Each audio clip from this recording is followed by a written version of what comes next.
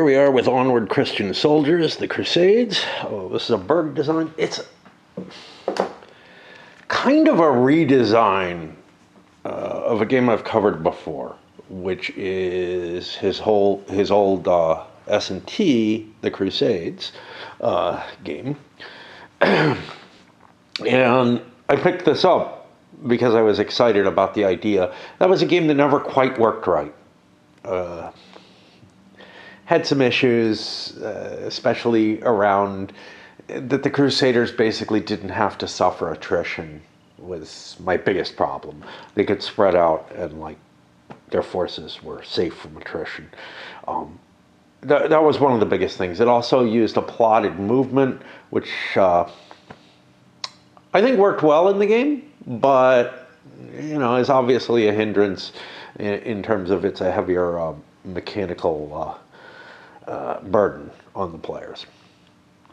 And I picked this up, and then I ended up getting Kingdom of Heaven over there, which I liked so much, and I pretty much know that this isn't going to be as cool in a lot of ways.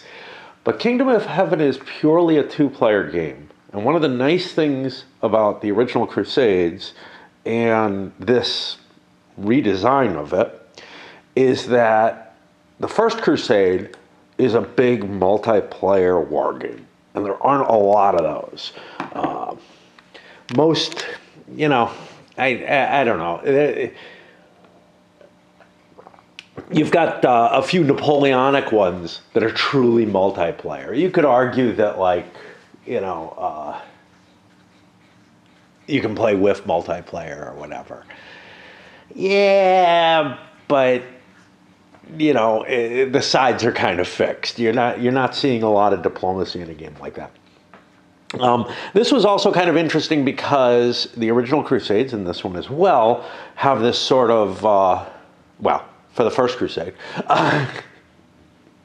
it's not just a straight up multiplayer game where you're kind of competing with all the other players in the same sort of way. There are sides, and you kind of have to work with your own faith in order to complete things. Well, in order to accomplish your personal goals, you can't just kind of cut deals willy-nilly. You are able to. It's just you probably don't want to. It's hard to tell because I haven't played the old Crusades all that much. It's a hard game to play, and likewise, I haven't played this at all. Let's take a brief look at what we got. So first of all, this handles an extra Crusade from the old S&T copy or game. It also covers the second Crusade, which is kind of interesting to add in. But the second and third Crusade are purely two-player games, in which case I'm kind of like, yeah, am I going to like this better than Kingdom of Heaven? Probably not. This is in a period where Berg had kind of become enamored with chit pull games, and it is essentially a chit pull game. Now, you have chits for the second and third Crusade. For the first Crusade, you have decks of cards. I would have preferred if it all went chits, because honestly what it means is shuffling a relatively small deck, which I don't like doing particularly. And there's a set of cards that everybody uses that are just sort of general cards, and then each player has leader cards which they can purchase and add into the deck for the activations for their characters. Now, for the particular characters, yeah. Unlike the original hex map, this one uses a point-to-point map. The Crusaders coming in over here. You got some Armenians up here. Some Mosul Turks snuck in over there. And Then you have 2 sets of Syrians. Now, when I'd play, trying to think if it had an 8-player scenario. I think it had an 8-player scenario, and I'd play the 7-player scenario, which would drop one of the 2 Syrians. You actually can't do it in this one, and they actually do seem to be really different factions, not just let's split up the majority of the Muslim pieces, the largest faction of them. And I'm not even sure they're the largest because the Mosul Turks were really big as well. That must have bumped. And then down here, you have the Fatimids, which I think were a player in the old one, and in this, they're sort of a non-player entity, which makes a lot of sense because they're very powerful, but historically didn't really get themselves into the war. I'm wondering what's up with Cyprus. I think it's neutral, but anyway, I'm just caught on this. In addition, you have decks of event cards. They're not special for the individual crusades. They are just generic events that happen throughout, with historical type stuff kind of being factored in through base rules. You have some holding boxes for the major leaders in each faction. Some off-board boxes where the Turks come from. Fatimids. You have C-zones. Turn record track. Year track. Guess that's about it. We can look at the individual counters. So troops are just basically troop strength points, although for the Crusaders, because their armies were not as generic, you have 2 types of units. You have their regular units, and then you have knights. Knight points aren't really troop strength points. Like, they're not bonus strength points that you have or anything. They're something that impacts certain kinds of formations that you take during battle. This uses a similar system, or pretty much the same system, I think, although I haven't looked at the chart, as the Crusades game, which is when you enter into a battle, you roll a die to see what your leader does. And the better he is, the better the command that he'll order. You have these chits per nation, which are sort of your, I don't know what they're called, command chits, something like that. And you pick one of those, and that's going to be how many points you have to spend on leadership cards that you can put into the activation deck. Control markers, little markers for who owns the Armenians. We got similar stuff that's only applicable to the other Crusades. I've made a mess of my tray. Over here, siege markers, ravaging, marking a leader as being a ravager, which allows him to avoid attrition to some extent. Jihad, and these are various bonuses that you can get off Jihad or visions. These resource point markers. Okay. Each city, which is square, has an SDR and then a number. What's up with that number? Victory points. Okay. Gotcha. Okay, victory points by player. And the little red number is victory points for, I guess, the Third Crusade. Each city has an SDR, which is its siege defense rating, and that's going to be how well it can hold out against the siege. But it's also how rich it is, which is how many of these resource points it produces regularly. Those can be used, battery going. Those can be used to alleviate attrition results. They can also be used for various other purposes.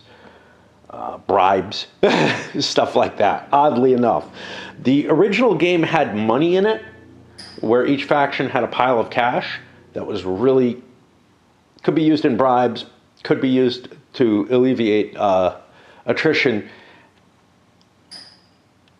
It feels different here, because this is like a recurring resource as opposed to just a pile of money that you have.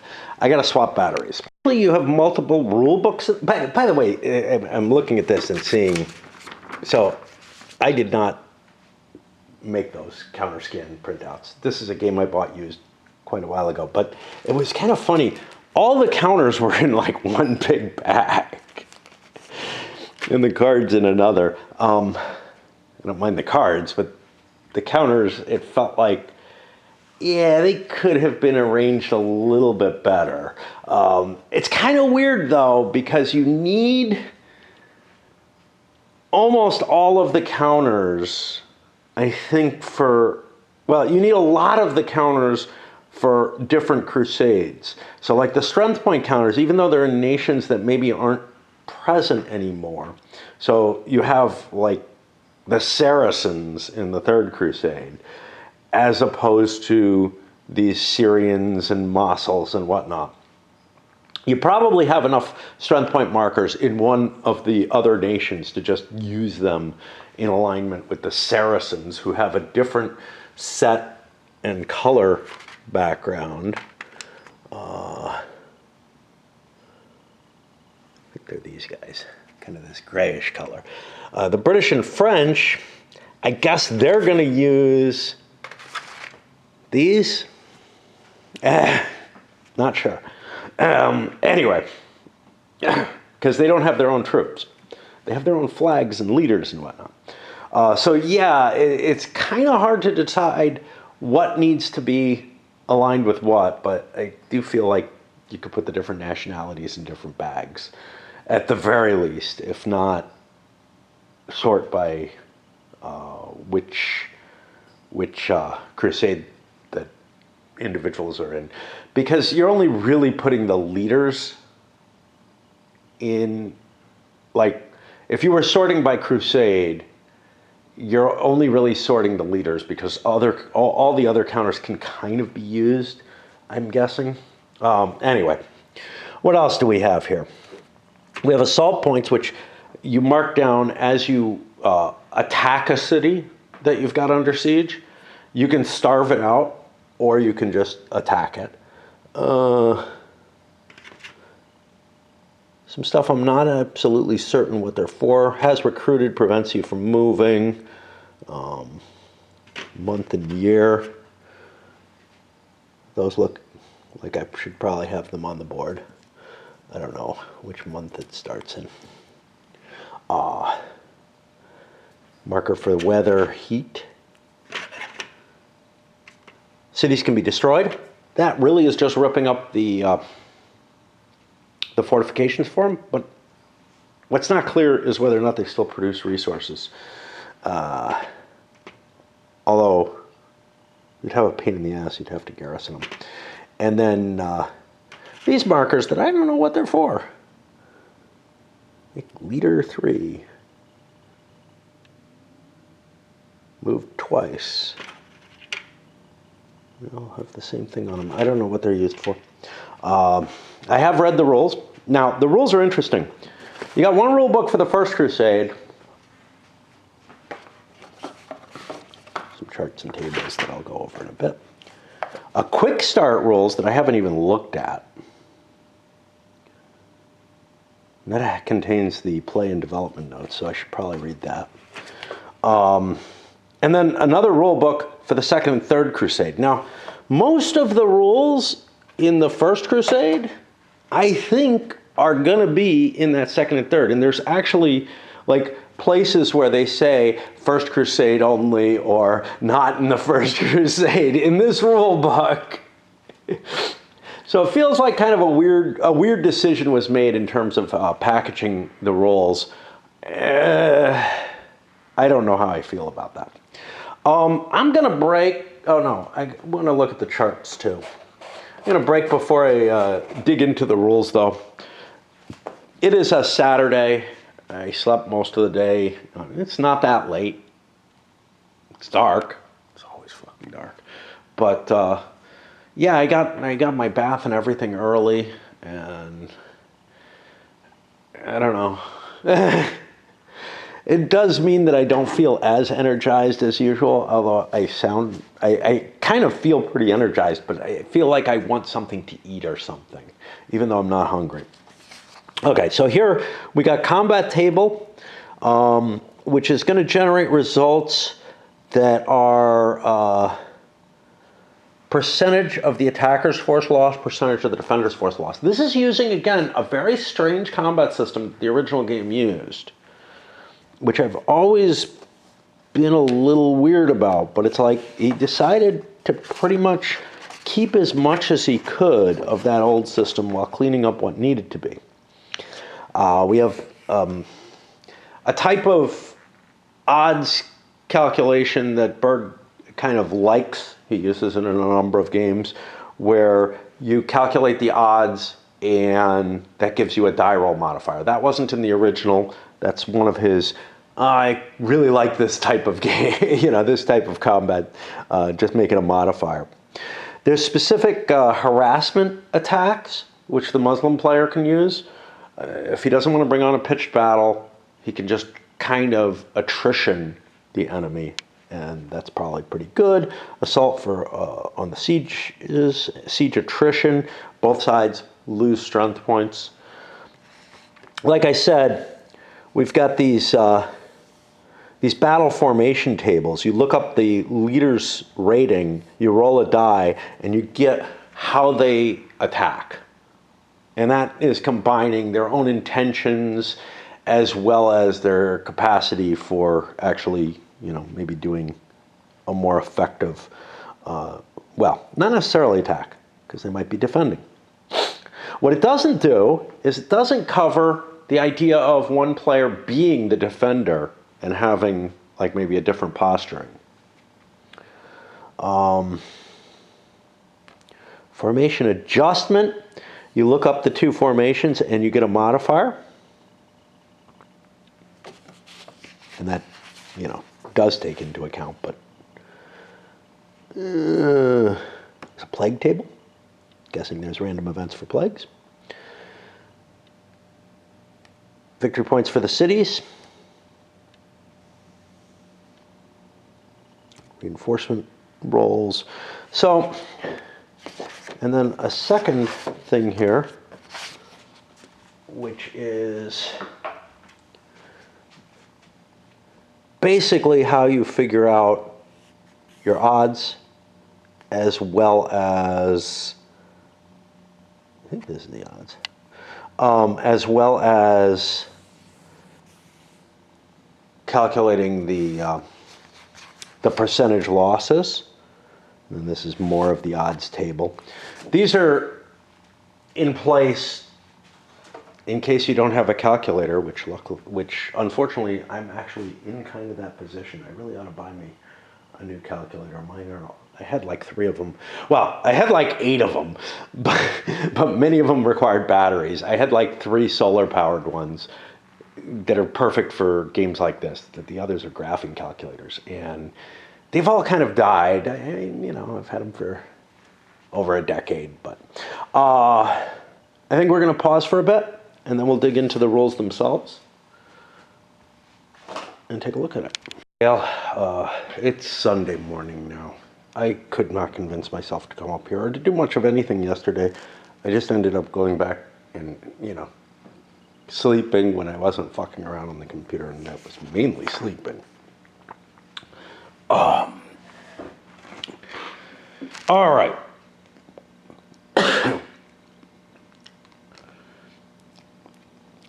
We've talked a bit about the pieces. The game uses 6-siders. Okay. That's important. We've got a large set of glossary terms, whatever. Base sequence applied. Okay. First, you open up with a diplomacy phase where you're able to cut deals with each other, and you can basically do anything allowable within the rules, which does include handing over control of places. Then you divide your force, your strength points, into into being under command of given leaders. And this has its own rules. Essentially, your highest ranked leader has to be in charge of the largest force and stuff like that. Then I believe you draw one of those chits with a number for your nation, and you buy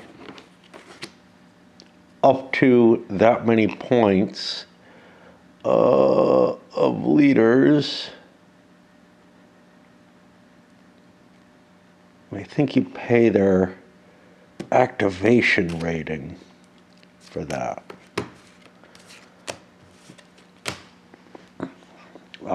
And you can buy up to 2 cards for any given leader. We'll see the specifics when we get there. Oh, there we go. You put all the standard activation cards face down in a pile. Yeah. Then you draw randomly, blindly, an activation point marker, and that's going to be the number of activation points you have. A lot of words here. Okay. And then you shuffle all the cards together in the deck. In the other scenarios, we're going to be using a chit pool, which honestly, a chit pool is cheaper to put together. Yes, these cards can have some additional information on them that the chits would not, but to be honest, I'd rather not be shuffling a small deck.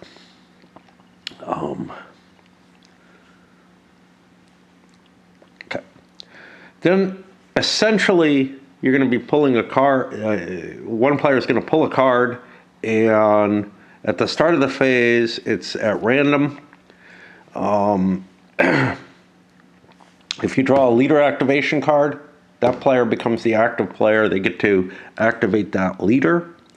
If a standard card is drawn, in general, it's assessed as if the drawing player is the active player for it. They get to make decisions on it. If a Muslim draws the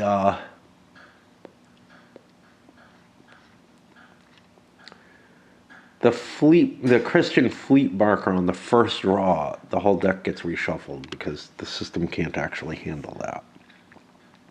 Okay.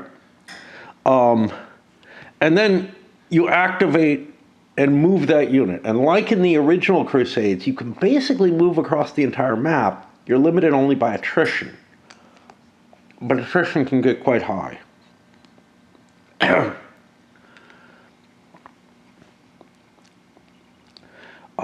Then we hit now your activation is going to handle your combats. You could continue. Berg likes continuations in games ever since, I guess, sort of the prototypes for Men of Iron and Great Battles of History type stuff. Then you do an attrition check. If you're involved in a siege, there's a specific type of attrition. If you're not in a city or town, you take a certain type of attrition called point attrition.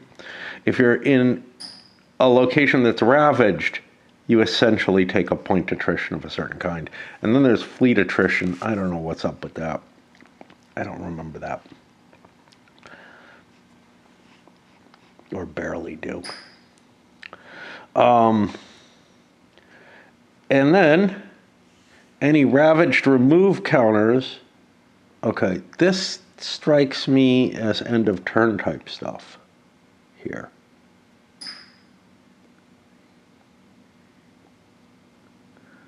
Yeah, so the operations phase, all the cards get used before you drop down to the attrition phase. And then the recovery phase, where all ravaged remove markers are removed from the board. and then all Ravage markers get flipped over to Ravage Remove. So the Ravage stays for a couple of turns. And the resources for all cities that are not under sieged, ravaged or Ravage Remove, or destroyed, okay, destroyed don't have resources, are brought up to their siege defense rating. Basically, you remove all the counters from them. Assault points are removed from cities that are no longer under siege. They're basically repairing their walls and their defenses.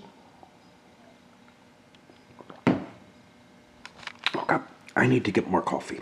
Information on these decks, including distribution of cards and whatnot. 4.4 is important. Yeah, the leader activation cards. So, just checking.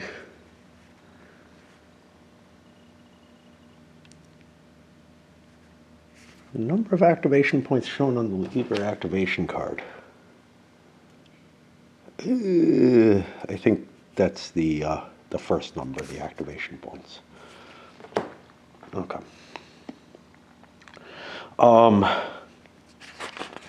In addition, you have these cards showing up there, some fleet activations, which actually don't even come into play until the Crusader fleets come into play. I'm going to just leave them in there and skip them.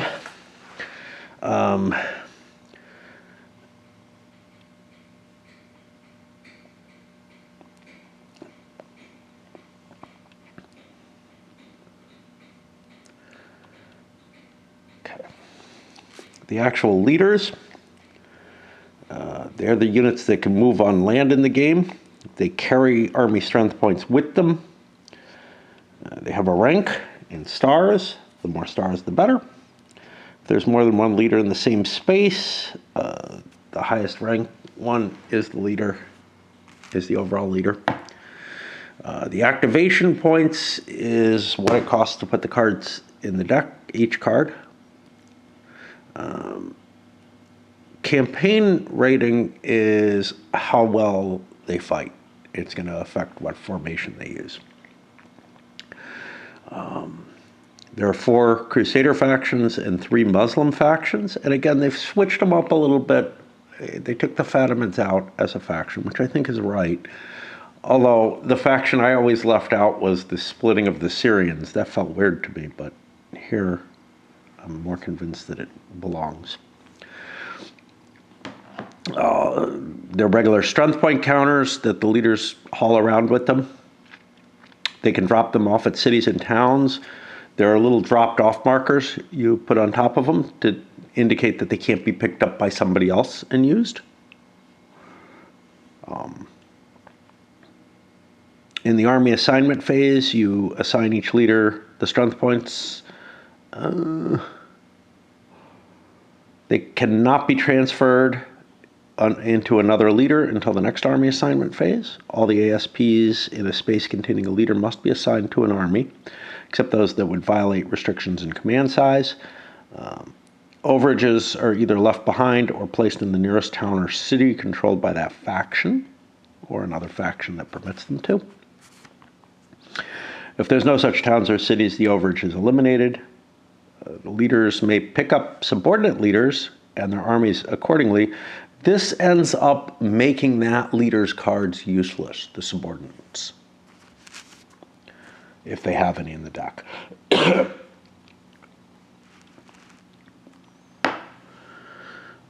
No leader can ever be activated more than twice in one game turn, whether on his own via multi-leader activation or in conjunction with independent leader activations. If a leader activation card is drawn and that leader passes, it doesn't count as an activation, but the leader card is still considered used. Any other actions do count, though. At the beginning of the game, the highest ranked leader of each faction is that faction's overall leader. All other leaders are subordinate. If that leader is killed or captured, the next highest ranked is the overall. That's going to be important because they have requirements for the size of their command. When there's more than one leader in an army, the highest rank is in command. If there's a tie in rankings, the faction's player decides who's in command. If the tie is between leaders of different factions, there's specifics handling that.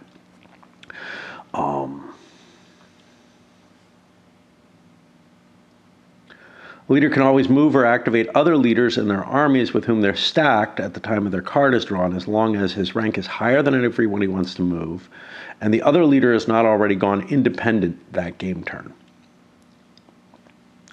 When a subordinate leader's activation is drawn, by the way, that is higher.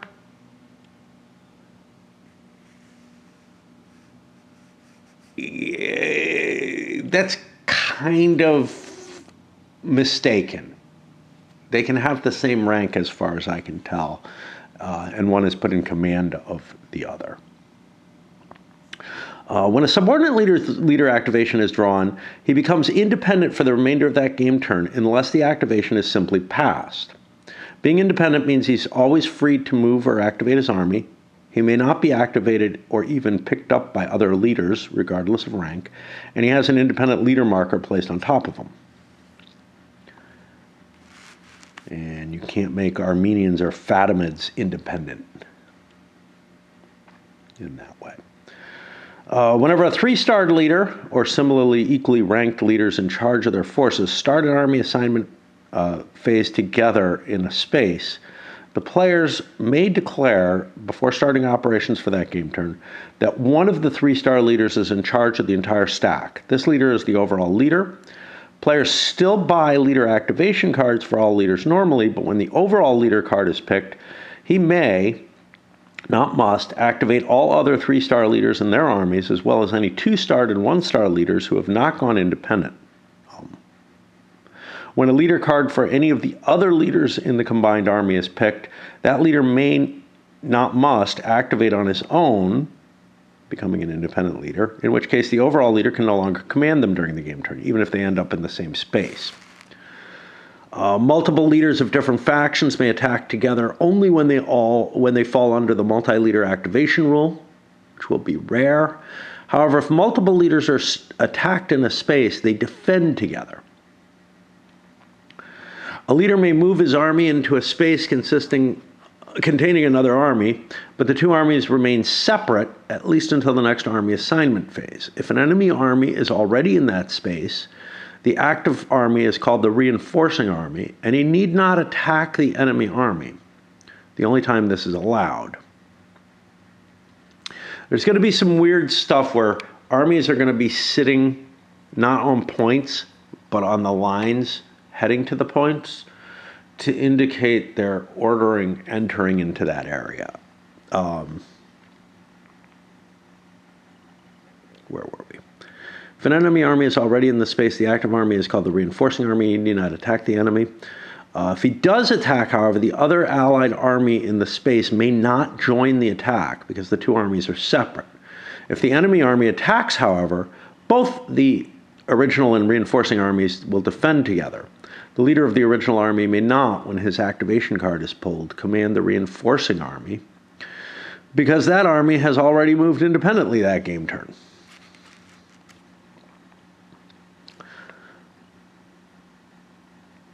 Each leader has a rank. I'm not entirely sure how we're going to mark that something moved. We have some interesting things here that might affect this.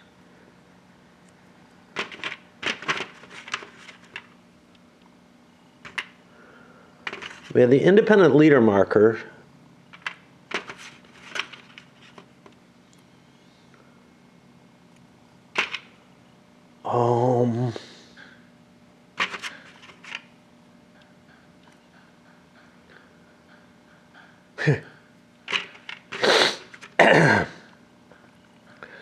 This moved twice, but I'm really not sure what we use to indicate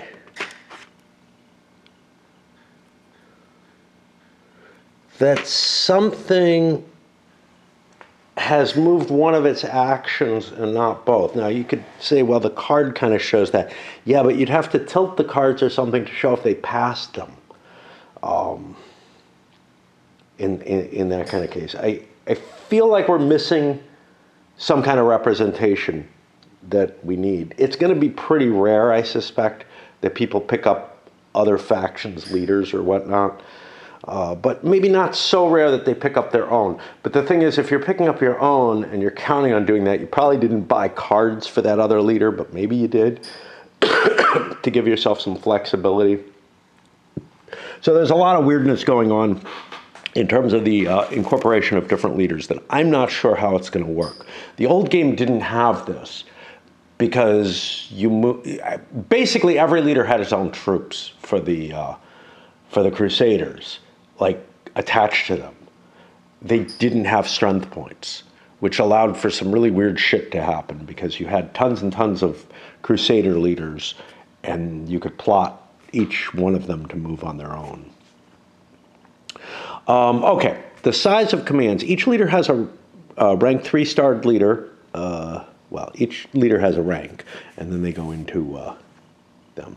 Leaders are restricted as to how many men they can lead at one time. In general, no leader may lead as many ASPs as a higher-ranked leader of the same faction without suffering some consequences. Thanks. Whenever one of the faction's subordinate leader activation cards is drawn, count that leader's ASPs and compare that total to the leader of that faction with the immediately higher rank. Why the immediately higher rank? I don't know.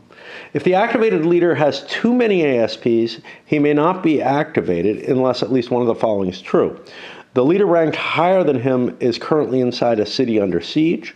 The leaders ranked higher than him had their strength reduced by battle, siege assault, or attrition during the current game turn. Now this is written weirdly. And again, I think there's something funky here. I think all leaders higher than you should have to have more troops. Well, you can't have more troops than all leaders higher than you, not just the immediately next rank.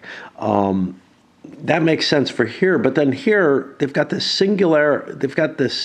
singular leader here, and here they use plural.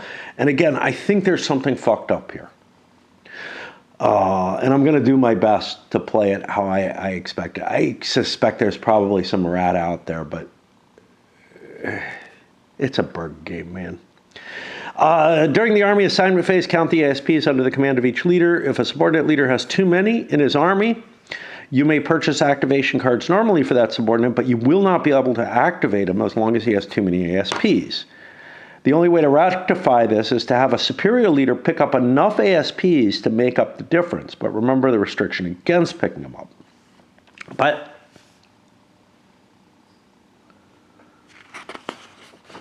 you could just detach and give them a smaller army and leave units behind. In most cases, the leader with too many ASPs in the army assignment phase will not be able to move at all during that game turn.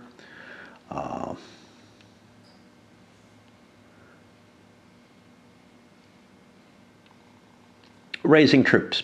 Crusaders never get to raise army strength points. These arrive and never in the first crusade. But these arrive by event in the other crusades. The Muslim armies, some Muslim ASPs come as reinforcements by event card. This happens each time they play a Muslim reinforcements card. But also the Muslim player can raise troops by using a leader's turn. When a Muslim faction's highest ranked surviving leader, the overall leader, is activated and no other leader from that faction can recruit. That leader can raise troops. He's the recruiting leader. He can do nothing else during that activation. And each Muslim faction can raise troops only once per game turn. The recruited ASPs are raised and placed in a city controlled by that leader's faction. That'll be the recruitment city for purposes of this role. Might not be where the leader is. Or with the recruiting leader if he's in that city's entry space. The recruiting leader may raise those troops only if he can trace an unlimited line of communication from his current location to the recruitment city. The bitchies are out. If he's in that city or the city entry space itself, the recruiting leader may not raise troops if he's in the same space as an enemy army, and troops may not be raised in a city that's under siege. I'm running out of battery here. To recruit, he rolls a die and adjusts it by the rank of the highest ranked leader from the recruiting faction in the recruitment city or its city entry space. As follows, the result is the number of ASPs he gains. A 3-star leader has no modification. A 2-star gets a -1. A 1-star gets a -2. If you don't have a leader in the recruitment city or entry space, you subtract 3 from the die roll. So your highest leader issues the order for recruits. But if he's not present, you're going to take a penalty to how many points you get. You always get a minimum of 1. I got to make sure there's not a chart for this. I thought I saw a chart, and this sounds like I just roll a die.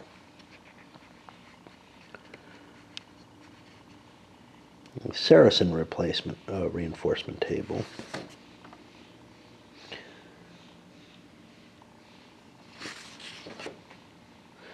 Okay, I guess it's simply a die roll of troops. In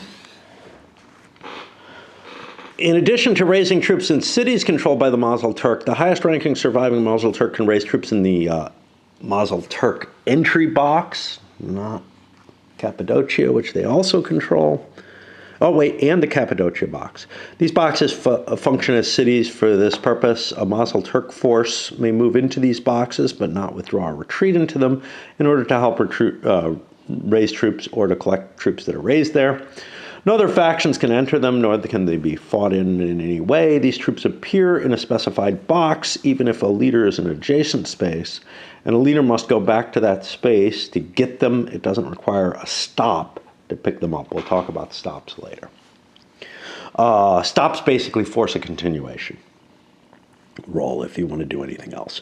No other factions may enter those boxes for any reason whatsoever, and the Muslims can only use them for raising troops and collecting them. ASPs without leaders may exist only in cities and towns. They may not exist in points. Leaderless forces may not attack nor withdraw. They defend normally. Each city has a garrison of 1 strength point. We're going to break for a bit. Got to find my bookmark. Battery's almost dead. And I'm ready for a break. Land movement, continuation, and attrition. And this is kind of the heart of the operations. Add combat to it. But when a leader is activated, he can move his army. They move from space to face, following little connection lines. We have different kinds of connection lines here. River paths, which are crossings, basically. City entry. There's one space that the city sort of sits in. You've got to move to that space before you enter the city. Regular land paths. And I think that's it.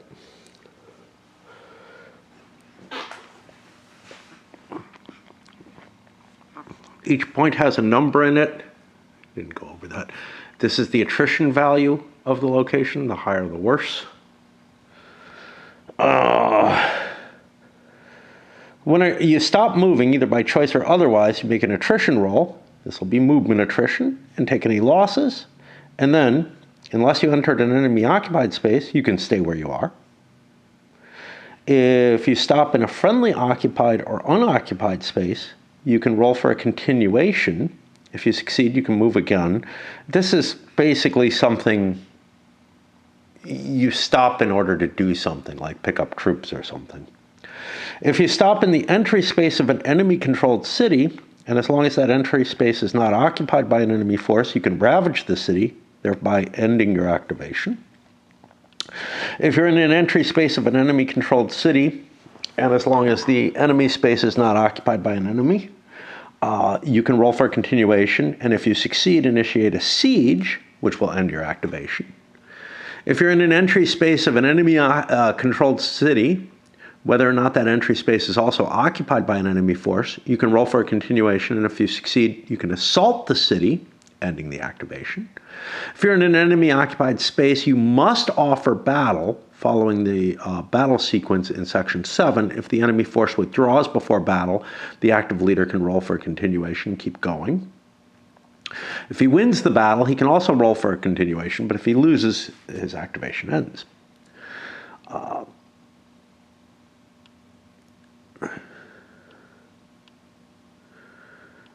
Okay, movement on the connecting lines. In the case of a battle, or when a faction does not allow the moving army to enter a space, it's necessary to keep track of the direction from which the army entered that space. Instead of placing the moving army on the space occupied by the non-moving army, it's placed on the connecting line along which it reached that space. For such purposes as the various types of attrition, it's considered in the same space as the enemy army, but the two armies are now blocking each other. It's entirely possible to have several armies occupying the same spaces, but with all of them placed in a rival order. I could see where this could get really ugly, and they say armies can get trapped in this manner. I guess with somebody in the space ahead of them that they can't pass, and then comes behind them, and yeah.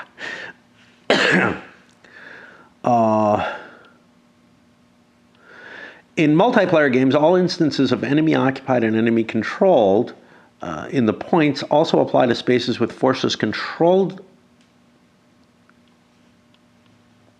I guess, by a faction not controlled by the moving player. The difference is the force belonging to a different player on the moving player's side may give permission to the player to move through the space. If a non-moving army allows a moving army to occupy the same space, the two armies are placed on top of each other, and they will defend together in that case. In a subsequent activation, the active army may leave that space without hindrance or interception. Armies may stop and stay in points. ASPs without a leader, though, can't exist in points. However, armies can drop off ASPs in towns or cities. They may do so by either stopping in the town or city or its entry space, or by dropping them in the town or city immediately before starting to move. If the former, the leader must roll for continuation. If he wants to keep moving, in the latter, he just drops the points off. Whatever is dropped off, though, has a dropped off marker to indicate that nobody else can pick them up. And it'll be cleared at the end of the turn. Armies can pick up leaderless ASPs in towns or cities as long as those were not assigned to a different army at the start of the game turn, i.e. there's no dropped off marker on them. The leader must stop in order to pick them up and roll for a continuation if he wants to keep moving. You don't have to enter the city itself in order to pick up troops in the city. You can do this in the city entry space, but it's still considered entering the city, so it requires a continuation. Okay, kind of a weird way of putting things, but only the Fatimids can enter the Fatimid box. It has an attrition level of 0. At any time an army completes an action, it has stopped. This includes fighting a battle, entering a city, starting a siege, assaulting a city, ravaging a city, destroying a city, rebuilding a city, undertaking recovery from demoralization, entering an enemy-occupied space from which the enemy force must withdraw, or from which the enemy force withdraws, stopping movement simply to minimize attrition, picking up or dropping off ASPs in a city or town space. If an army that wishes to perform more actions after completing what it stopped for, it must roll for a continuation. The player rolls the die and compares it to the leader's campaign rating. We may find some interesting situations where, like, in order to move and take the least attrition, you have to stop and roll for a continuation and then keep going. I hope that's not a common occurrence, because that's going to be obnoxious. If the die roll is higher than the campaign rating, the army, though, is finished for its activation. If the active army wins a battle, it must pass a continuation roll if it wishes to continue moving and fighting. If it loses or draws a battle, it's finished and may not continue. If the result on the formation is a standoff, the continuation roll is modified by -1. That sounds like it's good. You'll be rolling under the... Yeah, you're trying to roll under the die roll. When an army fails its continuation roll, or when the player decides not to attempt a continuation, the army is finished for that activation. In addition, the following actions result in armies being finished, declaring for that activation, declaring a siege, conducting a siege assault or a treachery, losing or drawing a battle, ravaging a city, raising troops. Fleets do not use these rules.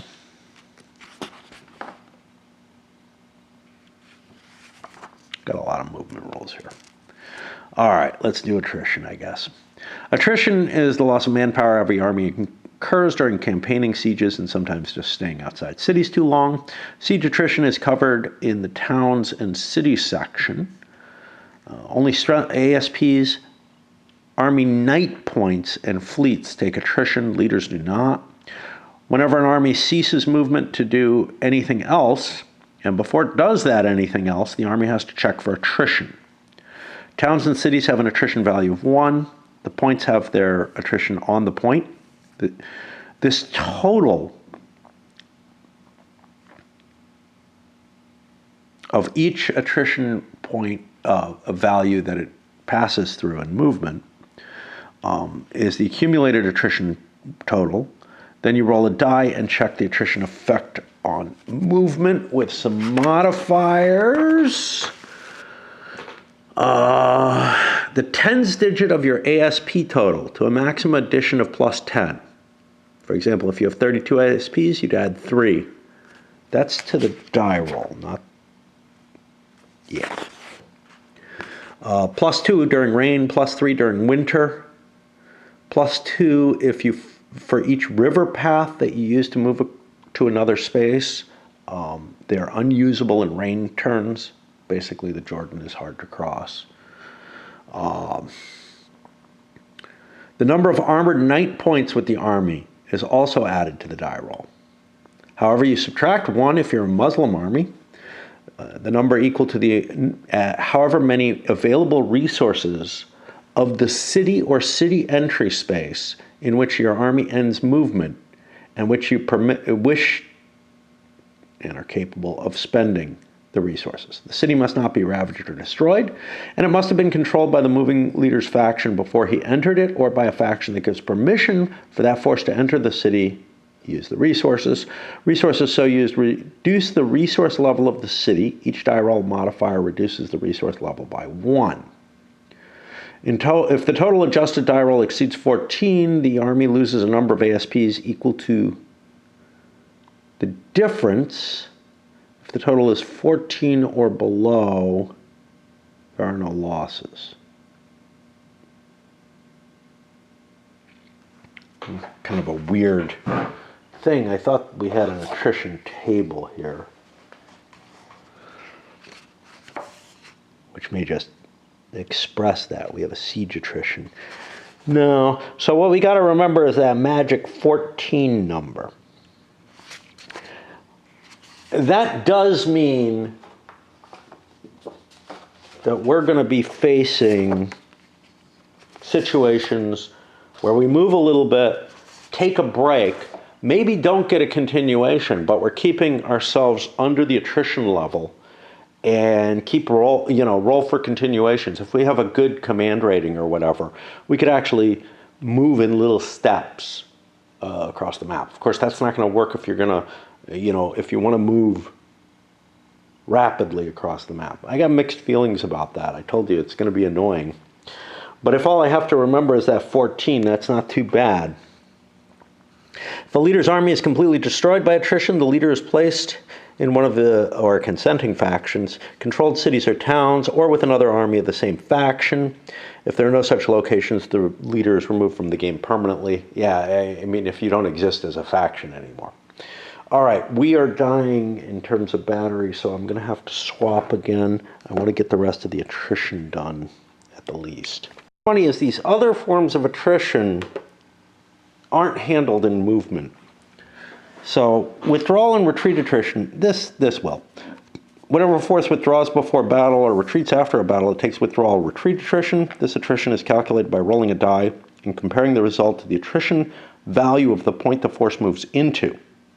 If it's less than this value, the withdrawing retreating force loses ASPs equal to the difference between the two numbers. The size of the withdrawing retreating force is not considered in this case. thought you also automatically lose one.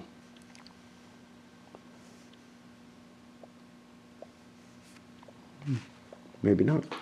In the attrition phase, each force sitting on a point or in a ravaged town or city is subject to attrition. To avoid this, you have to be inside a non-ravaged, either kind of ravage marker, city or town controlled by that faction, or by a faction that allows the city or town to be so used, or in the entry space of such a city, and have not already undergone siege attrition in this phase.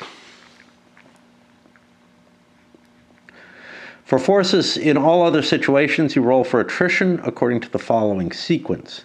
First, you lose, this is where I remember it, you lose 1 ASP. Just being out in a point is dangerous. You want to end your turn in a location. This is automatic and happens even if the stack suffers further point ravaged attrition, and even if it eliminates the entire force, a single ASP forces are automatically eliminated if they're caught in this situation. Add the attrition rating of the point the units are in to the tens digit of the Army's remaining ASP total. This produces a forage rate. Town and city spaces, in cases where they're subject to attrition, have an attrition rating of 1 for this. Armored knights will not be included in this calculation, only during movement attrition. Roll a die and compare to the forage rate. If the die roll is lower than the point's forage rate, the Army loses additional ASPs equal to the difference, even if it means it gets eliminated completely. The forage die roll is modified by -1 for armies in a city or town bearing either kind of ravage marker or the entry space of such a city. But see, ravaging. Yeah, if you have a ravaged marker, you're immune to this. Ravaged attrition. A force in an unbesieged city bearing either kind of ravaged marker or in the entry space of such a city must undergo attrition as if it's in a 1 attrition point. If there are forces in both the city and the entry space, both must undergo attrition, considered to take place at the same time. The intrinsic garrison of the city space is eliminated only after all other ASPs in the city are eliminated. If a city loses its intrinsic garrison, the city is immediately taken by the army currently in the city's entry space. If no enemy force is in the entry space, the intrinsic garrison is not even lost. Weird way of saying things, because basically, unless you're sort of being blockaded at least, you're not going to lose control of a city. If a force suffering attrition consists of more than one faction, or one or more faction along with Armenians and or Fatimids, only one attrition roll is made for all the ASPs in the space combining to give the forage penalty, whatever. The total attrition losses are distributed as evenly as possible among the different factions. If all of a leader's ASPs are lost because of point ravaged attrition, the leader is placed somewhere he can go. Unlike siege attrition, point ravaged attrition may not be negated by spending resources. ASPs in cities under siege and armies besieging those cities suffer siege attrition rather than point ravaged attrition. Now this is weird because there's an exception here. In order to avoid a point ravaged attrition, you have to be inside a non-ravaged city or town, fine, or city entry space, okay. And not have already undergone siege attrition.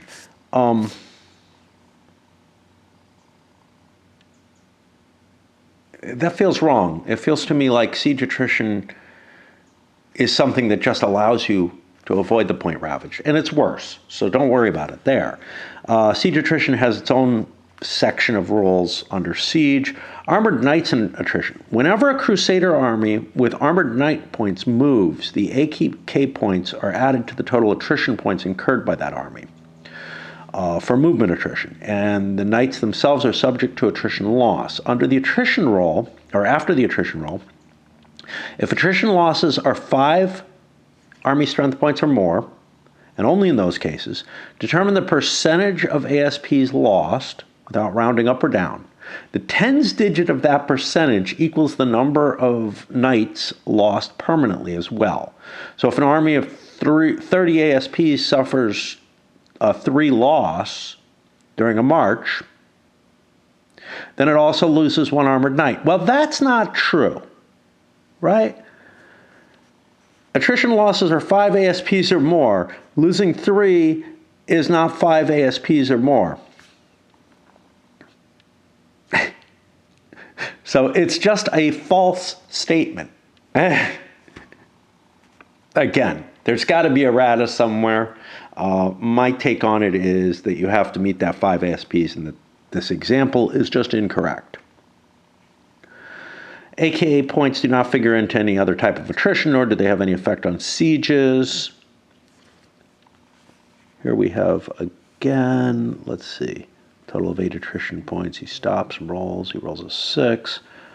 It seems to me like if that 5 ASP limit is in place, or just the percentage thing, by taking small steps, you can definitely avoid taking armored knight losses.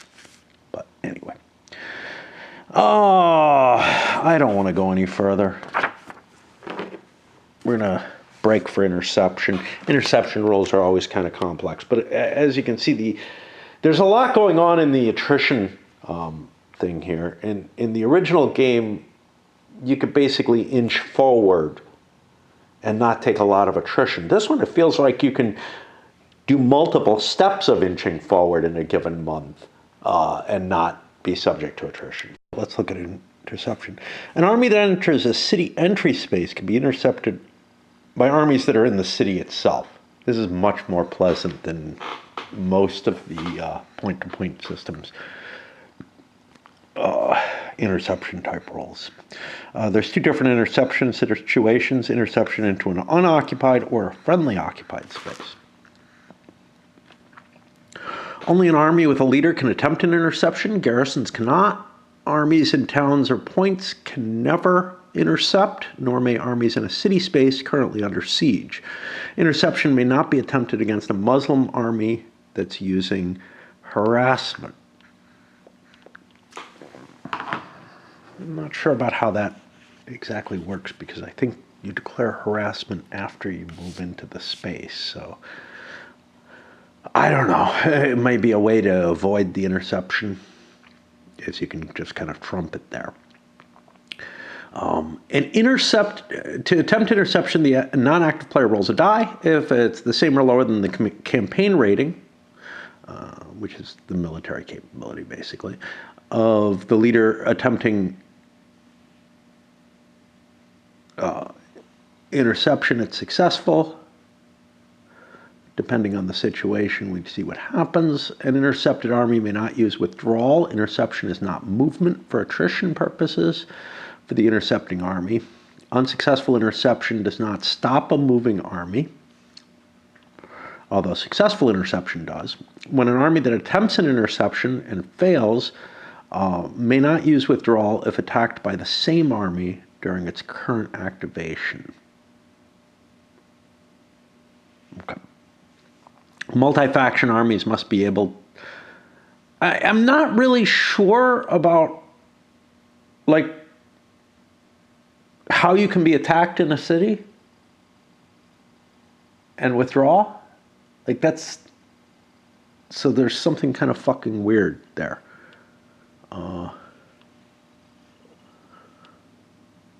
Yeah, I'm really not sure what... This last sentence feels kind of out of place, as if there were different interception rules at some point and it got left in as an artifact. Multi-faction armies must be able to attack together in order to intercept together. When an army enters an unoccupied city entry space and it's successfully intercepted by the army inside the city itself, the army in the city moves out to the entry space and becomes the attacker. The combat's resolved immediately. If the intercepting army is forced to retreat, it may go back inside the city, but doesn't have to. When an army enters a city entry space occupied by an enemy army, and a second army is inside the city itself, Army A is the active army, B is the army in the city entry space, and C is the army in the city itself. Army B decides if it wishes to withdraw. This is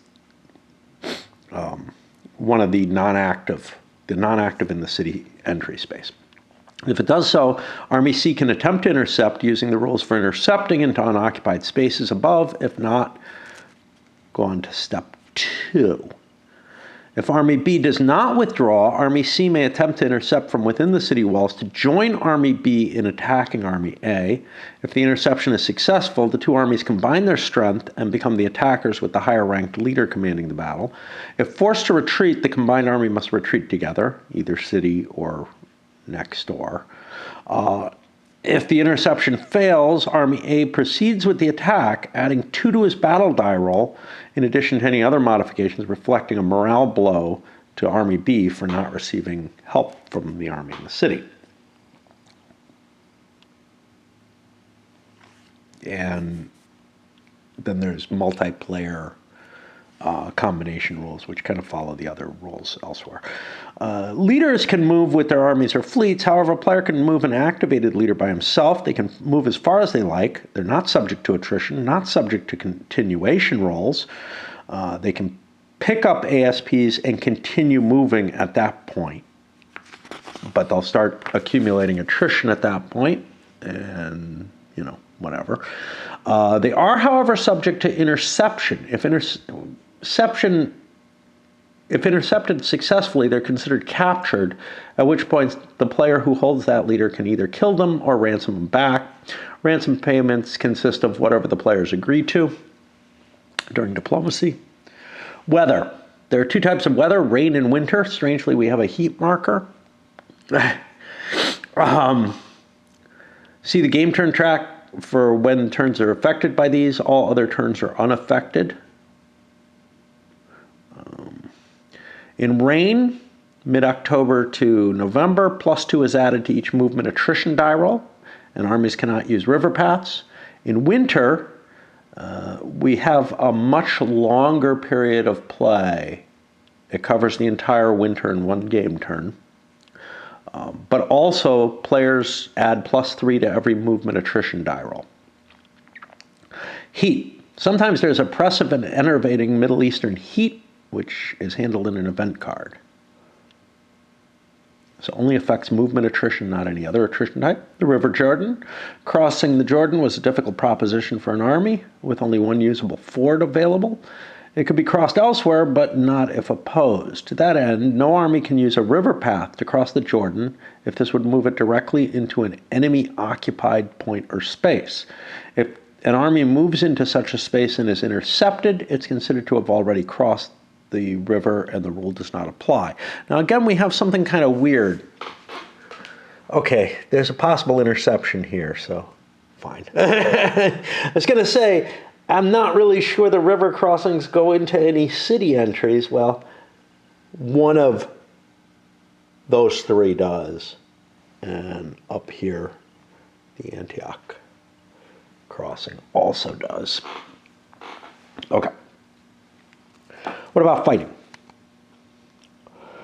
Battles between armies occur when a player moves his army into a space occupied by an enemy army or starts an activation in such a space and declares a battle. There's 2 types of combat: full, which either player can do, and harassment, which only the Muslims can do. A battle may also occur due to an interception. Any form of combat constitutes a stop in terms of movement, meaning you have to roll a continuation. You add 1 to the continuation die roll, which makes it harder. But even if successful, you may not conduct another full battle during the activation. You may not continue after losing or drawing a full battle. That leader is finished for that activation. He may roll for continued movement, however, if the formation adjustment was a standoff, in which case he can still conduct a full battle in the same activation, because it didn't happen technically. The Muslim player can always conduct harassment attacks after successful continuations. A leader may continue after a harassment battle regardless of the result using normal continuation die roll with no modifiers. The activated leader or army may do whatever they wish, including attempting another attack, full or harassment. However, if the player decides to stay at that space and attack again, he has to make a continuation to do so. If a defender is in a town space controlled by that faction or another faction that permits its use, and after deciding that he will not use a withdrawal, the player must decide whether or not to use the defensive benefit of the town. If he uses it, the attacker gets a DRM of -1. Now this is weird. Elsewhere it's going to say -2. I don't know which one's right. The attacker may not use his armored knight's points, and the attacker may not perform a harassment attack. Harassment attacks. The Muslim player can use harassment attacks as a means of whittling away Crusader forces. Damage is light, but since the Crusaders get no reinforcements, it might be good. The attacking Muslim army moves into an enemy-occupied space, either through movement or interception, or begins in an enemy-occupied space. It may not be used against the defender in a town space, whether or not the defender controls the town. Now, this is different. Like, again, if a defender is in a town controlled by that faction, and after deciding he will not withdraw, he decides whether or not to use the defensive benefit. I'm not really sure, like...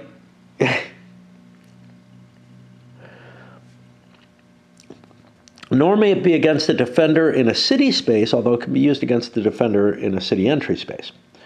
The Crusader leader rolls for Western aggression. If Western aggression results, you go to a full battle resolution. This is basically if they manage to get a charge off against the Muslims. The player must compare the campaign ratings of the leaders.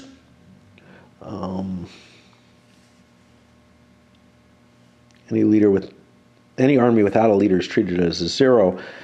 If the Muslim leader has a higher value, the differential between the two ratings is applied as a harassment die roll positive. If the Crusader has higher, the differential is a negative. The Muslim player can roll for continuation afterwards if he wants to do so. He'll be rolling on this table. I hope it's the same table as in the charts and tables. It'll be really confusing if it's not. There does seem to be a fair amount of fuckery in terms of this game not being complete. Like, looks like it's the same table. In terms of things not being aligned with each other in the rules themselves, so I don't know. Western aggression. Harassment attacks can trigger Western aggression.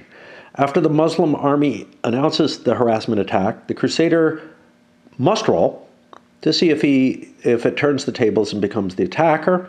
Subtract the Muslim leader's campaign rating from the Crusader's leader's rating. The difference is the number the Crusader player must roll, that number or lower, in order to succeed in a Western aggression. However, a 1 always succeeds.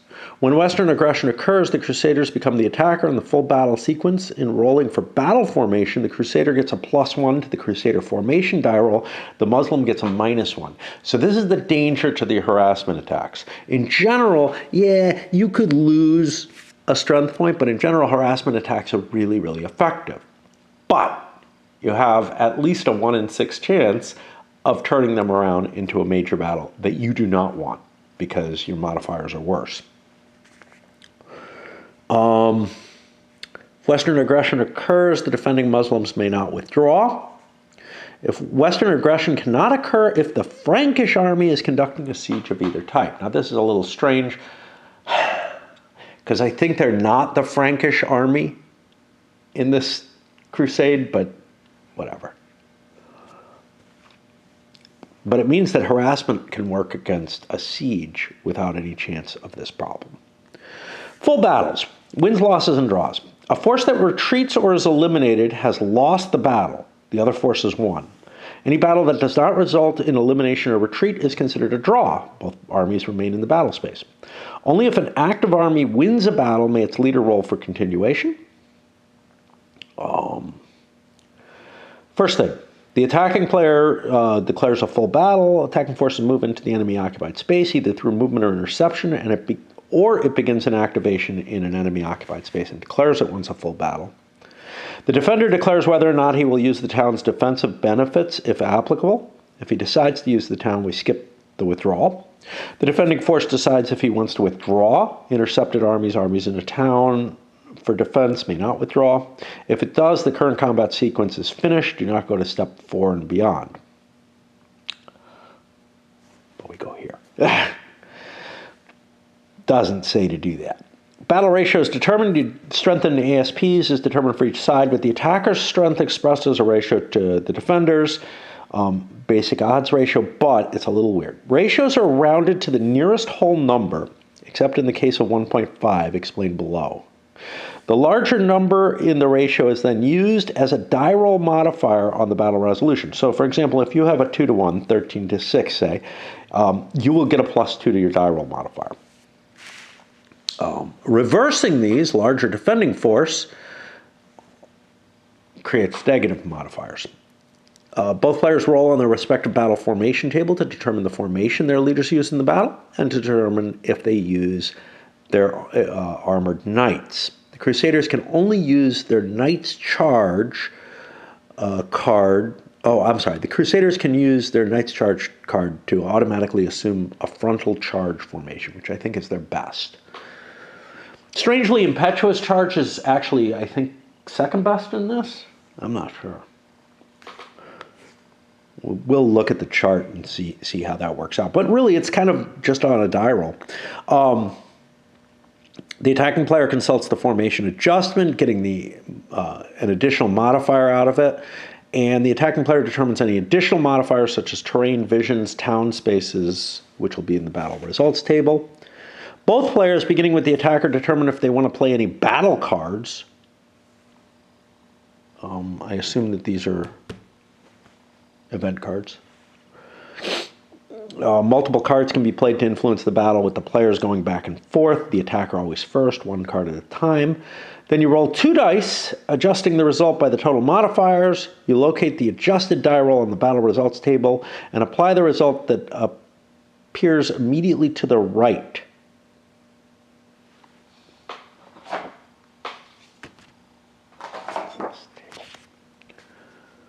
Right. No, these are just calculations.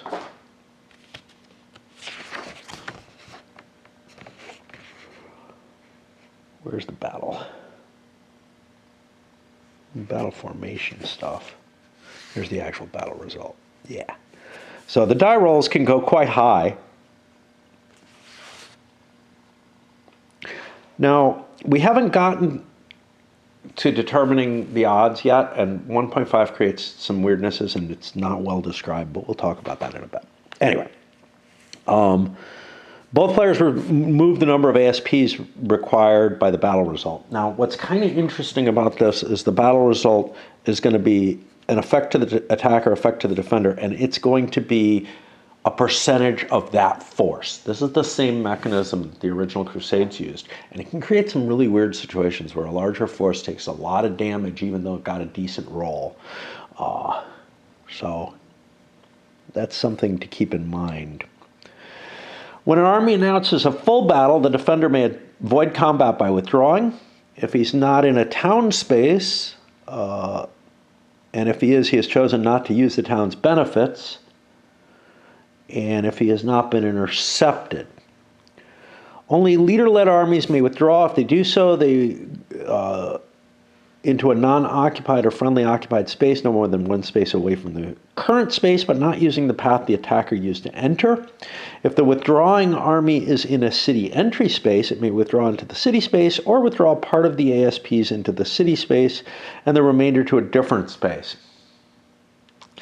In the latter case, the ASPs in the city would be unable to become undemoralized until they get a leader. I think you can't, like if you're intercepted in a city or whatever and withdraw, you can't withdraw into the city. You're still restricted by that. Can't come from the direction the attacker came from. That's just common sense, sort of. Once the non-active army is withdrawn, the active army must roll for continuation if he wishes to keep going. An army may withdraw as often as it wishes. There's no restrictions, except as follows. An intercepted army can't withdraw. Okay, well, I guess it's not a problem. An army conducting a full siege may not withdraw. A Muslim army that has triggered Western aggression may not withdraw. And a Crusader army may not withdraw from a Muslim army conducting harassment. Now, Berg has some notes on this that tell you that the game kind of generates more battles than it should, just to make it more exciting. Not thrilled by that. Withdrawal has two consequences. After withdrawing, the force rolls for withdrawal retreat attrition, which I believe automatically causes one. I don't remember. We can take a quick look. 6.3b.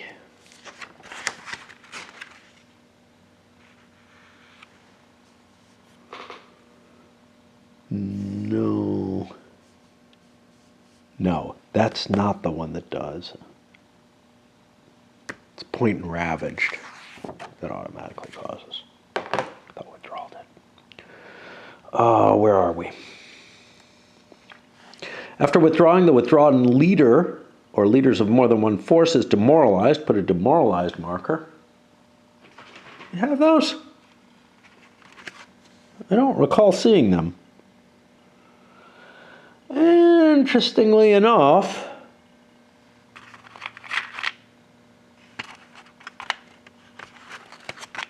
there we go, on the back of the Ravagers. That's why I don't recall seeing them. Demoralized armies may not attack or even enter a space enemy occupied by an enemy army or in multiplayer games another faction's army. This is the only penalty. There's no additional penalties for multiple withdrawals.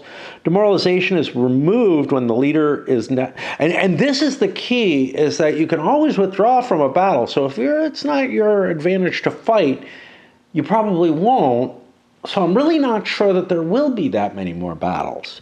Demoralization is removed when the leader is next activated and states he wishes to recover. The army automatically removes the demoralization, but the leader has to make a die roll to continue movement. If more than one leader in the stack is demoralized, the rules for multi-army activation can take effect. All leaders under the command of the activated leader remove the demoralization, or if a subordinate is activated, only a subordinate can remove the demoralization. This is an interesting thing. When you're demoralized, you basically have a choice to try to retreat or to try to recover. And if you recover first, you might not get out of a dangerous situation. So it's kind of cute.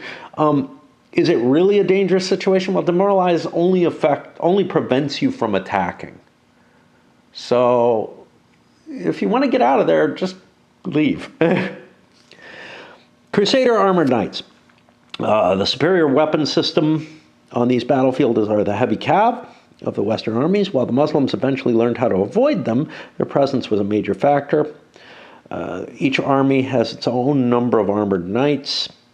Place the armored knight's marker of the appropriate strength. It looks very much like a regular marker, like a regular combat strength marker, so it's kind of annoying. With the highest ranked leader at the start of the game. As that leader loses armored knight's markers, flip or replace the marker to represent the current level.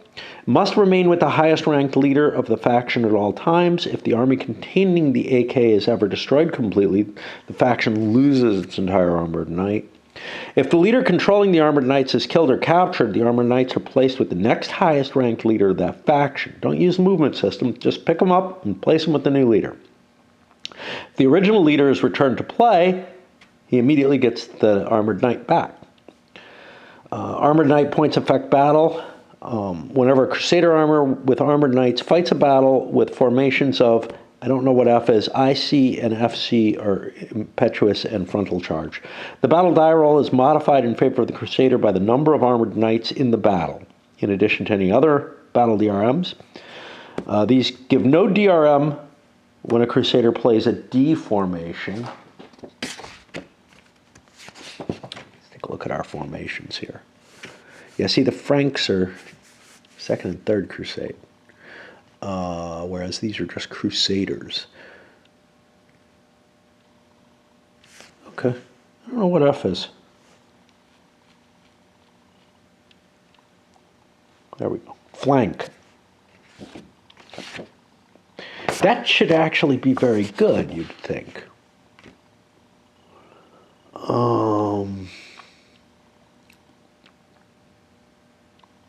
And impetuous charge should be very bad.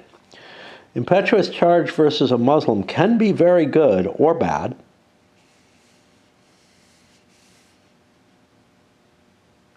what C is. C is caution, which is liable to cause a standoff, whereas two forces defending does not.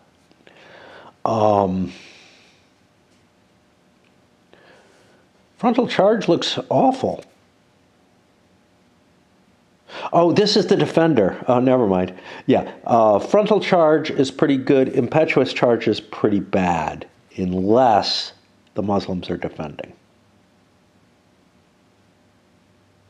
Okay.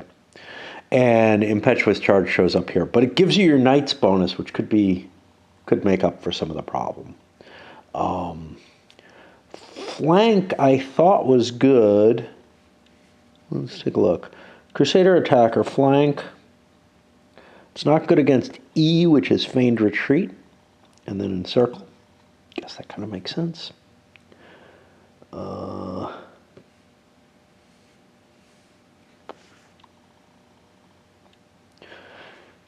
The frontal charge is what you want to do. No matter what, it is good against the Muslims, if you can get that off. But, okay, you would think the feigned retreat would kind of cause that problems. Very similar type of chart exists in the original Crusades, but I don't remember. Like, I thought flank was the good thing on that. But maybe I'm wrong. It did not have this armored knights thing. What do we got here? Armored knight, okay. Armored knights do not count as ASPs for calculating battle odds or determining losses. But in a battle in which they're used, for each 10% of losses above 19% Crusader army losses, they permanently lose one armored knight. However, with armies of 5 ASPs or fewer, armored knights are never lost. AK in towns. If you're attacking a force in a town, you don't get the armored knight bonus. And also in defense. Armored knights cannot be used on an amphibious attack. Armored knights, when the highest ranking leaders of two different factions combine into one large army, the armored knight points are totaled for the battle and movement purposes. Battle losses of 20% or higher result in the permanent loss of armored knights to both factions. And that's not distributed. I think they both take the complete factor loss, which can be bad. We're running out of battery. I'll be back in a moment. Now, I'm noticing some problems with my ankle again. Oh, well. Aging sucks. All right. Before resolving battle, you determine the formation. That'll get you a modifier. The Crusader player, you roll against the leader capability, like campaign points, whatever. And a leaderless force automatically uses a D, as do Armenian and Fatimid forces. Two players compare them, get a battle odds difference. Standoff, if the table says standoff, it means a brief, tenuous feeling out has taken place. Both sides will lose one ASP. The moving units can continue to move if they get a continuation. They cannot be intercepted again by the same force. Any event cards that have been played to affect the battle, die roll, remain discarded despite the SO result. That feels a little weird. Like, I'm not sure when you play these cards. We actually have a sequence, don't we?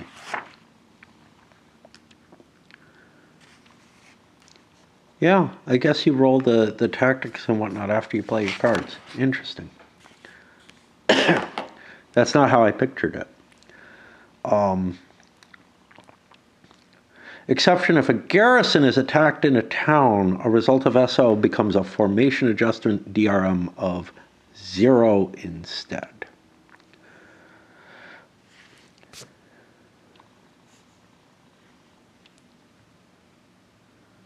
Okay.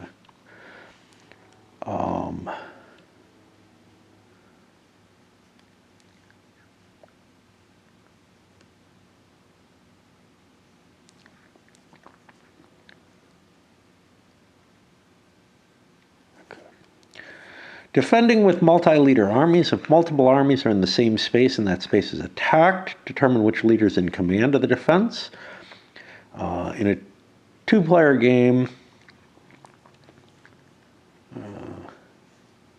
that player chooses the leader based on rank.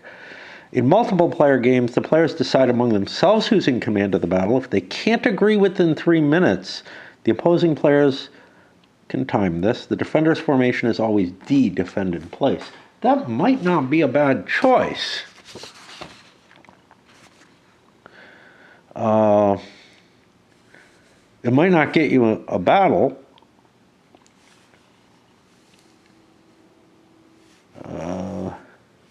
But it is sort of, I don't know, they're not great results. Let's put it that way. Defend in place gives the Muslim bonuses or nothing, yeah. It's not a good choice, but it's better than impetuous charge in some cases, which you might end up with. Attacking with multi-leader armies is based on the multi-leader activation. You'll have a commander assigned in that case. The players now resolve the combat by rolling 2 dice and adjusting the result according to the DRMs. DRM for comparative strength. Okay, here we talk about how this is calculated, and I don't like how it's worded and not sure I understand it. Now, there are charts which give this, so I may rely on those for the iffy stuff. So they say 35 ASP attacking 49 is a 1 to 1.5 ratio.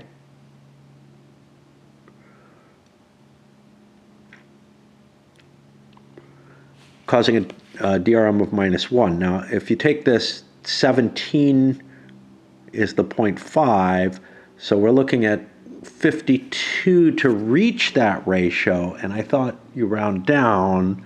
So I think what's being rounded on here is on 0.25 instead for the 3 to 2 odds. By comparison, 35 attacking 40 is a 1 to 1 ratio. I'm like, is that the 0.25? Yeah, that's below the 0.25 in there. And now, they talk about not using normal ratios here that we're used to. This is going to be difficult to cope with, and I think I will have to use the chart fairly often. Obviously, in some cases, it'll just be clear, like where we're talking about, Yeah, we're still rounding up on the 0.5s, a la OCS type stuff. You had the DRM for the formation, armored knights, terrain, river path to directly enter a space that engages in battle subtracts 2. If the defender is located in a town that it controls, subtract 2 from the die roll. Remember before it said subtract 1? Like I said. Remember the defender must declare his intention to use the town as soon as the attacker announces his intention to do so. I guess his intention to attack. If we look on the battle chart,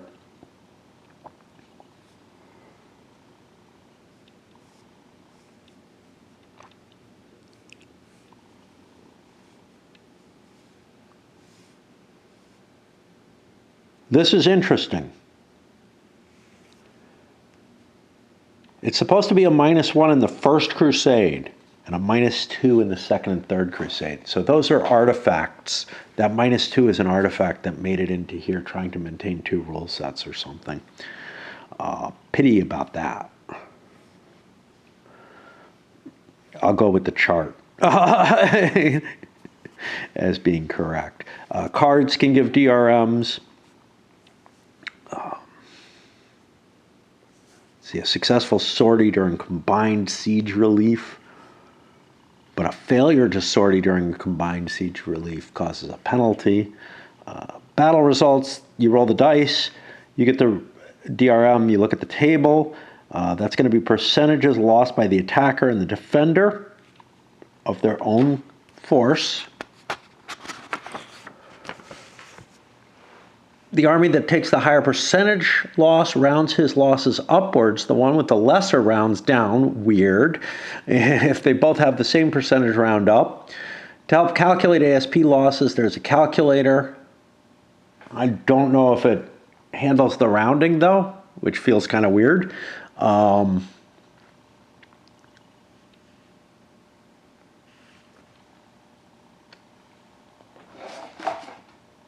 Maybe.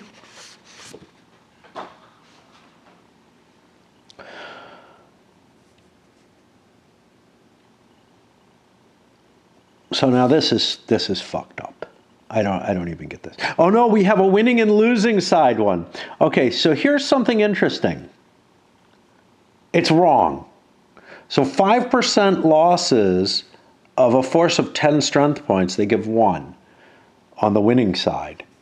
And then a bunch of zeros in a row. Whereas they get it right here. Yeah, I don't know if I trust it, because it's got errors in it too. Like 5% of 10 is 0.5. That should be rounded down for the winning side. It should be a 0. For some reason, that one number is just wrong. Okay.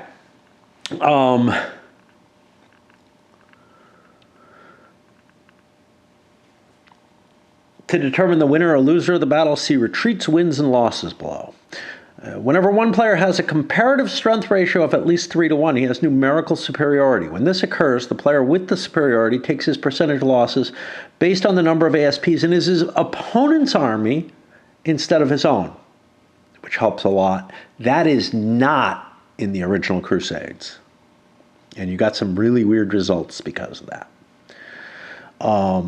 When more than one faction is involved on one side, losses are divided as equally as possible among the factions. If Armenians or Fatimids are involved, at least 50% of the total losses must be assigned to the player factions. Unpredictable result. If a combat result on the battle table yields an X, the attacker has attained an unpredictable result. Roll 1 die, adjusting the die roll by the number next to the X. Let's look at this. So here I have like an X minus 1. This adjusted die roll is the number in brackets on the battle results table. So if I roll, say, a 5, I'd run over here and take this result instead. So you can get some really random occurrences here. I love this idea.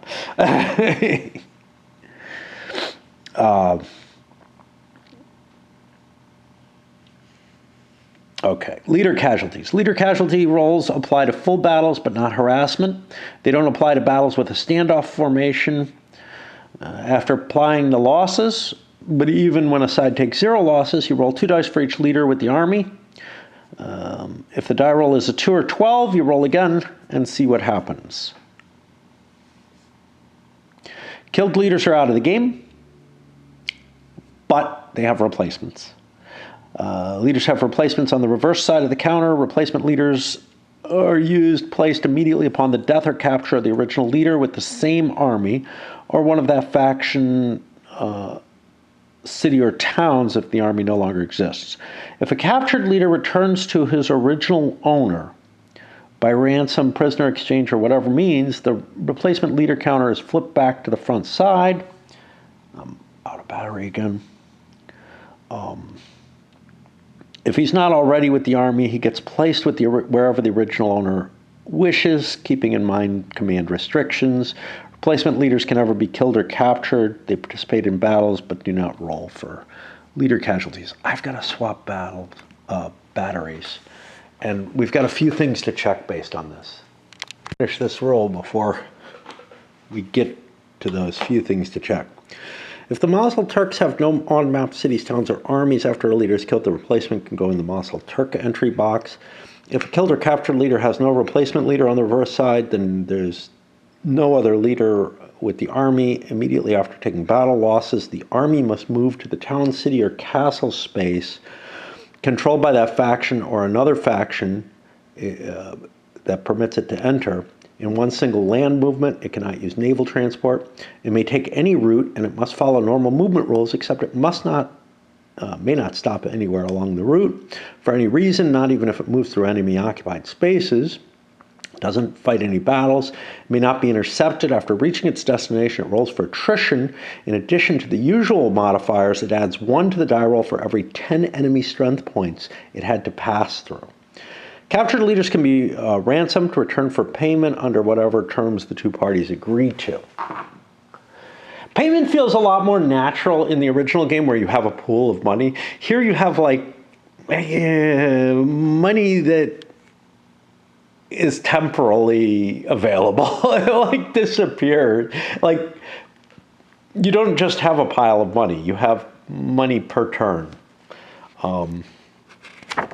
which is kind of funky. Now, what I wanted to check was the counter mix stuff, and I don't see, so there are some counters that aren't very, that I haven't been able to identify what they're for.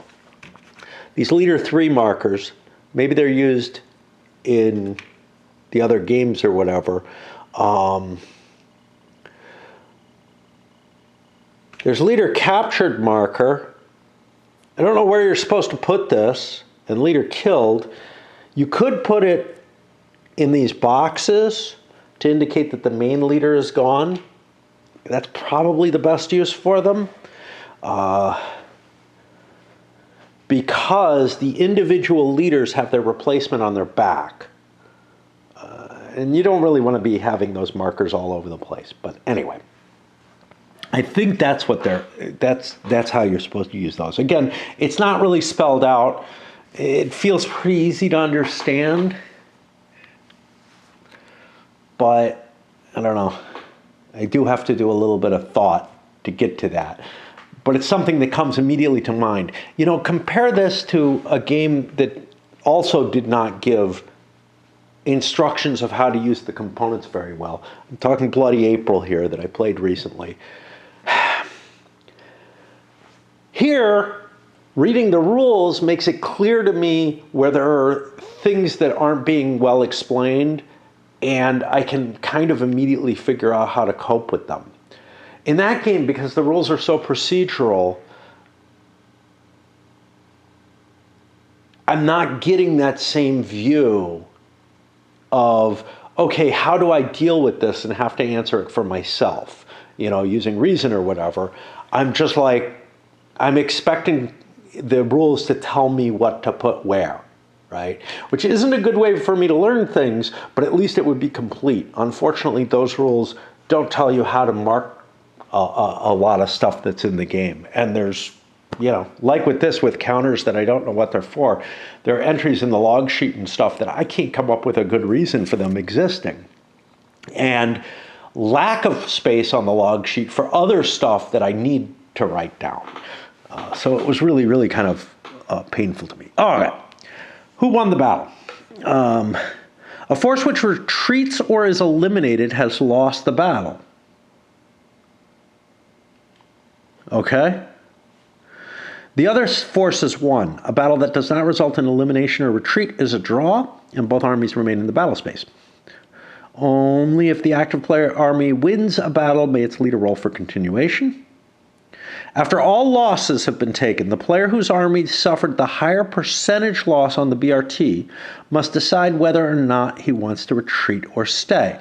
Now, this is interesting because you might have a high percentage loss on that 3-to-1 thing where you're restricted and you might actually be taking a lesser percentage. I think it's actually the percentage only on the BRT, the way it's worded. Anyway, what did we get here? They have to decide whether they want to retreat or stay, but there are some mandatory retreats. If they decide to retreat, that ends the battle. The retreating force is lost. If they decide to stay, the opposing player now makes the same decision, and then the battle ends. It's possible that both armies will remain in place, in which case the battle is a draw. If both players lose the same percentage, the attacker decides first. No army may move through an enemy-occupied space while an enemy force occupies it, even a replacement force. In the case of a draw, both armies remaining in place place the army beside the battle space on the path from which it came to help players remember the direction from which it approached. If an army loses at least twice as many ASPs as its opponent, or at least one ASP when the opponent loses none, it has lost the battle and must retreat. However, this applies only if the army losing the greater number took a higher percentage loss on the BRT. Armies forced to retreat have lost the battle. I'm not sure you want to retreat, ever, because it means you lose the battle. Okay. Anyway, we shall see if that makes much difference. Retreat direction for the defending army. A retreating defender may retreat to any adjacent space in which there are no enemy armies and not into a space from which the enemy forces just moved. Retreat direction for the attacking. They have to retreat to the space they launched the attack from. This is even true from Muslim armies that moved to attack but then became the defender via Western aggression. If a Crusader army became the attacker because of Western aggression and decides to retreat, it follows as if it's a defending army. Yeah. If an army that has to retreat cannot, and remember, armies conducting a full siege may not retreat, it stays where it is and loses additional ASPs equal to a die roll. In this case, the other army has automatically won the battle and may roll for continuation. An army that was transported by sea for a land battle must retreat onto the fleets that brought it. The fleets stay where they are for now. Retreat attrition. After performing the retreating army undergoes withdrawal retreat attrition, which is the reason you don't want to lose battles. And I'm not sure being in the same hex as the same space as the enemy is particularly that big a disadvantage compared to moving one space away. But maybe it will be, especially if you're in an attritional position. There are no advances after retreats. An army that loses or draws a battle may not roll for continuation. An intercepted army that wins a battle may roll to continue. After a full battle, the winner of the battle can roll for continuation, but he takes a +1 penalty. He may not attack using full battle again within that activation, and the loser of a full battle or an army that gains a draw is finished for the activation. We'll get to cities and towns. We're, halfway through now? That's what it looks like. Yeah. On to cities and towns, I guess.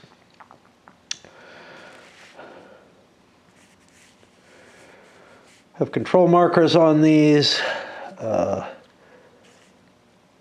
If a city space, flip the control marker to show the 1 ASP intrinsic garrison. If a town, flip it to show no garrison.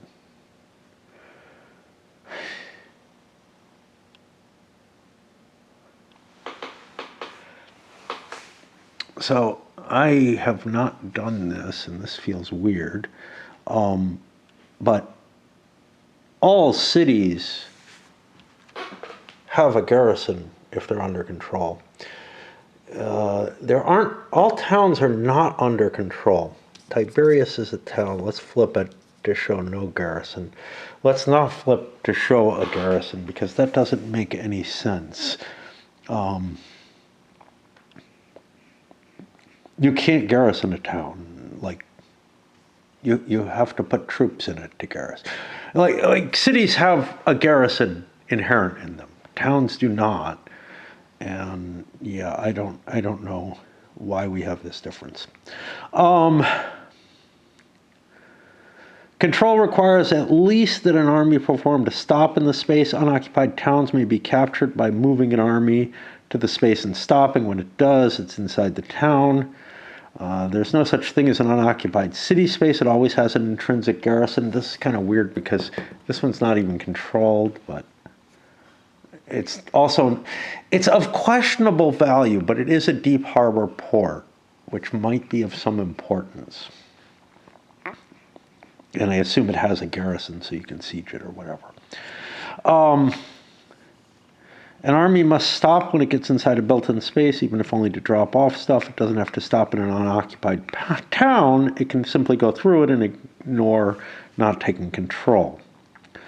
There is an assumption that everything's under control, but that's not the case. We can see a number of towns that don't have control markers. According to setup, I don't really know why that is the situation here. Towns are the circles. All towns function identically, providing a defensive benefit. Siege rules do not apply. They're attacked during battle system or battle rules. Here we again have a -1, which I think is what works for this scenario, but the force must be inside the town for the DRM to take effect.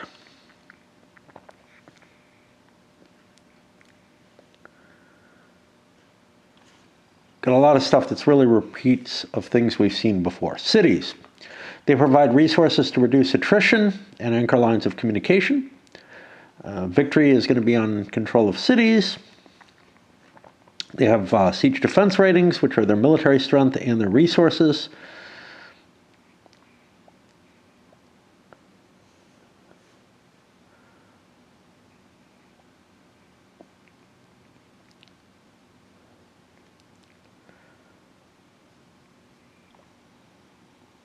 I'm just trying to look. Cities always have an intrinsic garrison.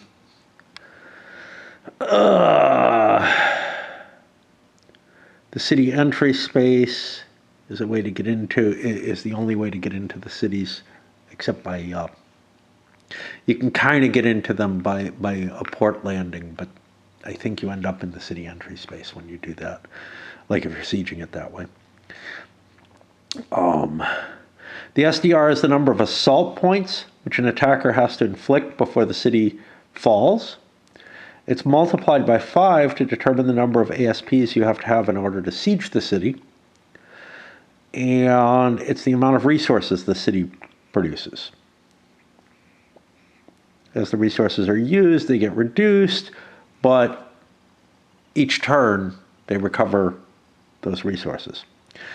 You can capture a city by besieging it and eliminating the defending force through attrition or surrender, assault it and get assault points equal to the SDR, treachery, or a diplomatic deal with the defender. When you capture a city, you lose an ASP in order to garrison it.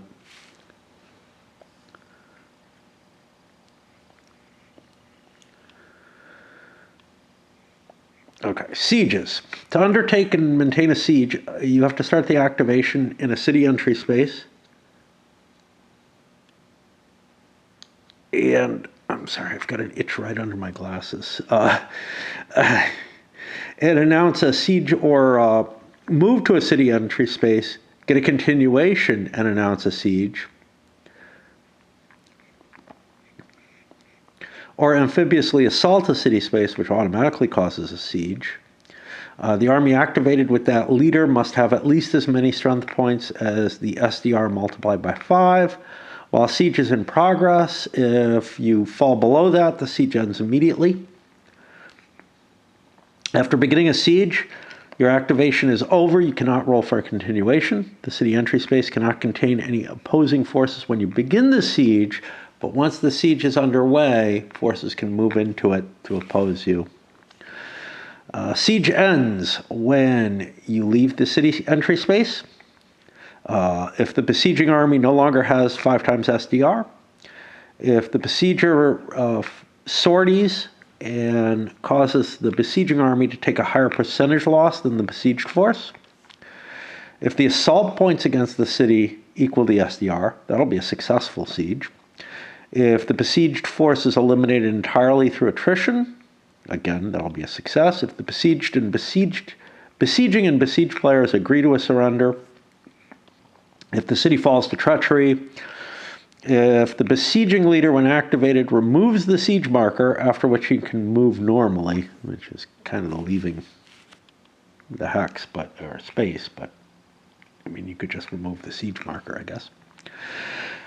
When you conduct a siege, you have to declare whether you're in a full siege or a partial siege.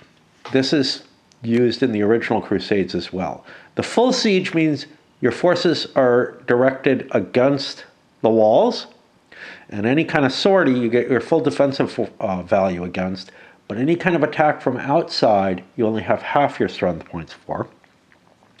Whereas a partial siege, you've directed your defenses outward and you get your full defense against anybody who's trying to relieve the siege, and only half against a sortie. Forces involved in a siege may take siege attrition during the attrition phase. We have already covered that? No, not yet.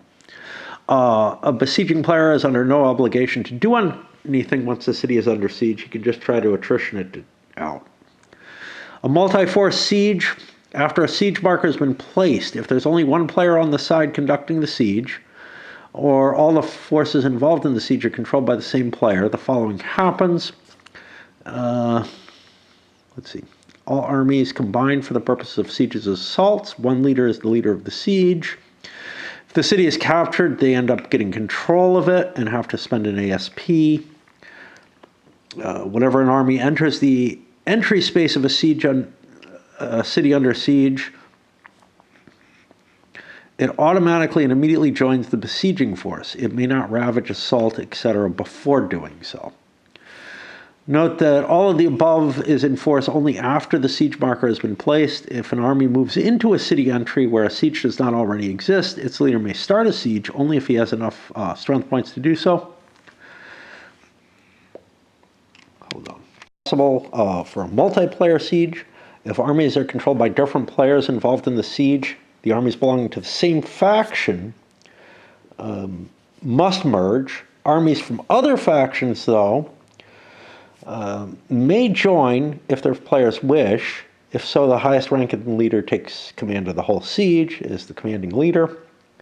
There's agreements between them. If they can't come to an agreement within 3 minutes, there will not be a siege if they all want to siege it. The instant the armies of multiple factions combine, that leader may change the current siege type from partial to full or vice versa. If the city is captured, the faction of the commanding leader takes control of it, which is why it matters who's in charge, and they have to pay the ASP. The activations of the commanding leader may determine all siege actions, including assault, treachery, ravaging, etc.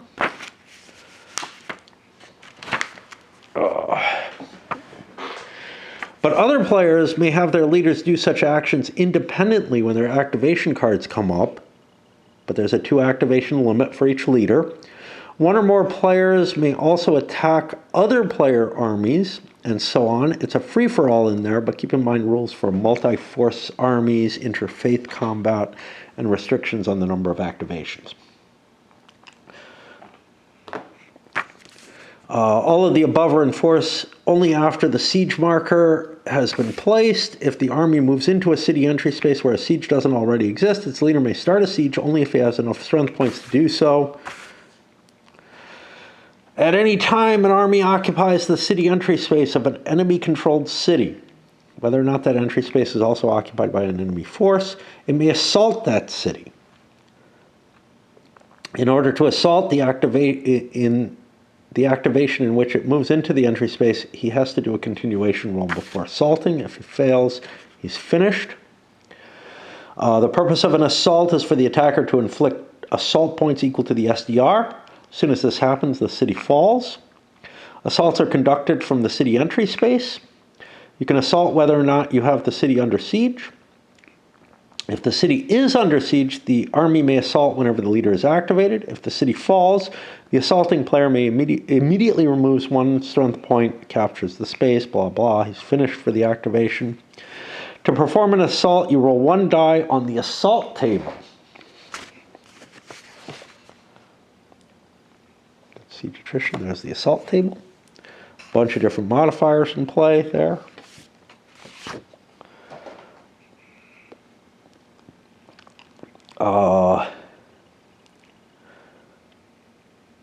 He applies the results, the same die roll affecting both the defenders and the attackers. If the city is not under siege, the assaulting army subtracts 1 from the die roll. Let me just take a look at this. So we get assault points and also results to the attacker.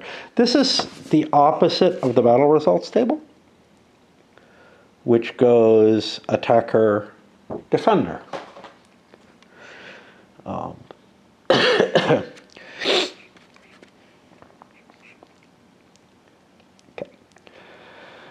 Assault points are inflicted just by putting the marker up there. Once it hits the SDR, the city's captured. Now, it's possible that one siege could end, leaving some assault points there, and another siege could begin, and a damaged state still exists in the city.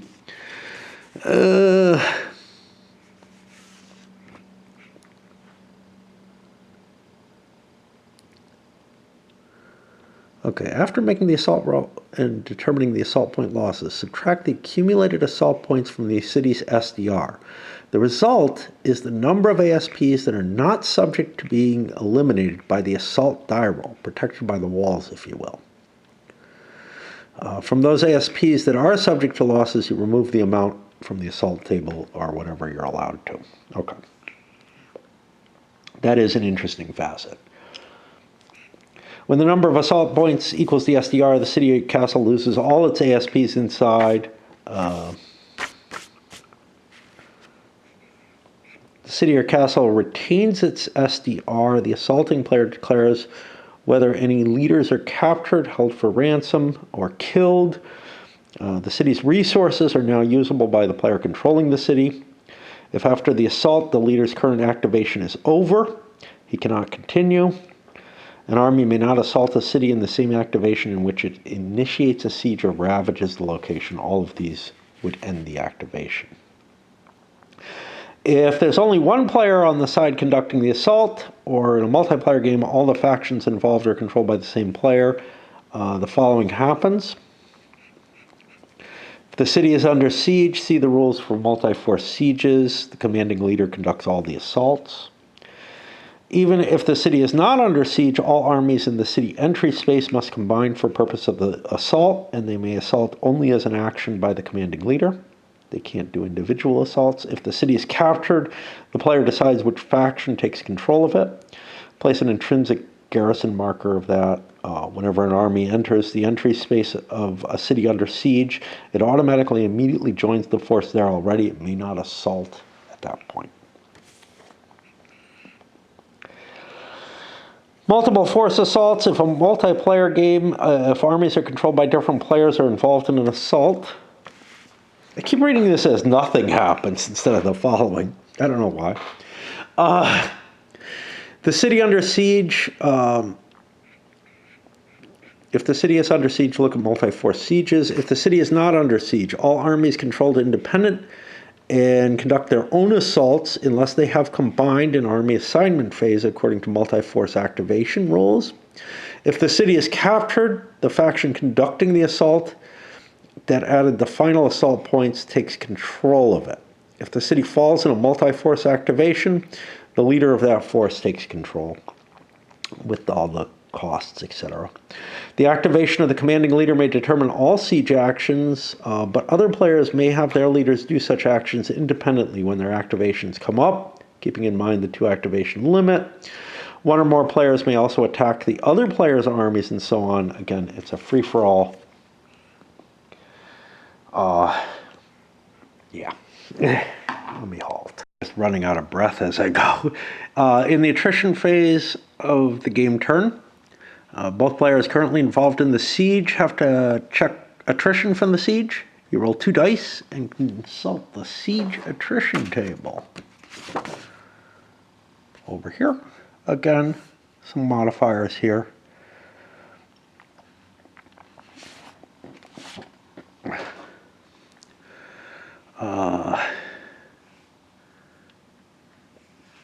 Blockaded and unblockaded ports each have their own modifiers.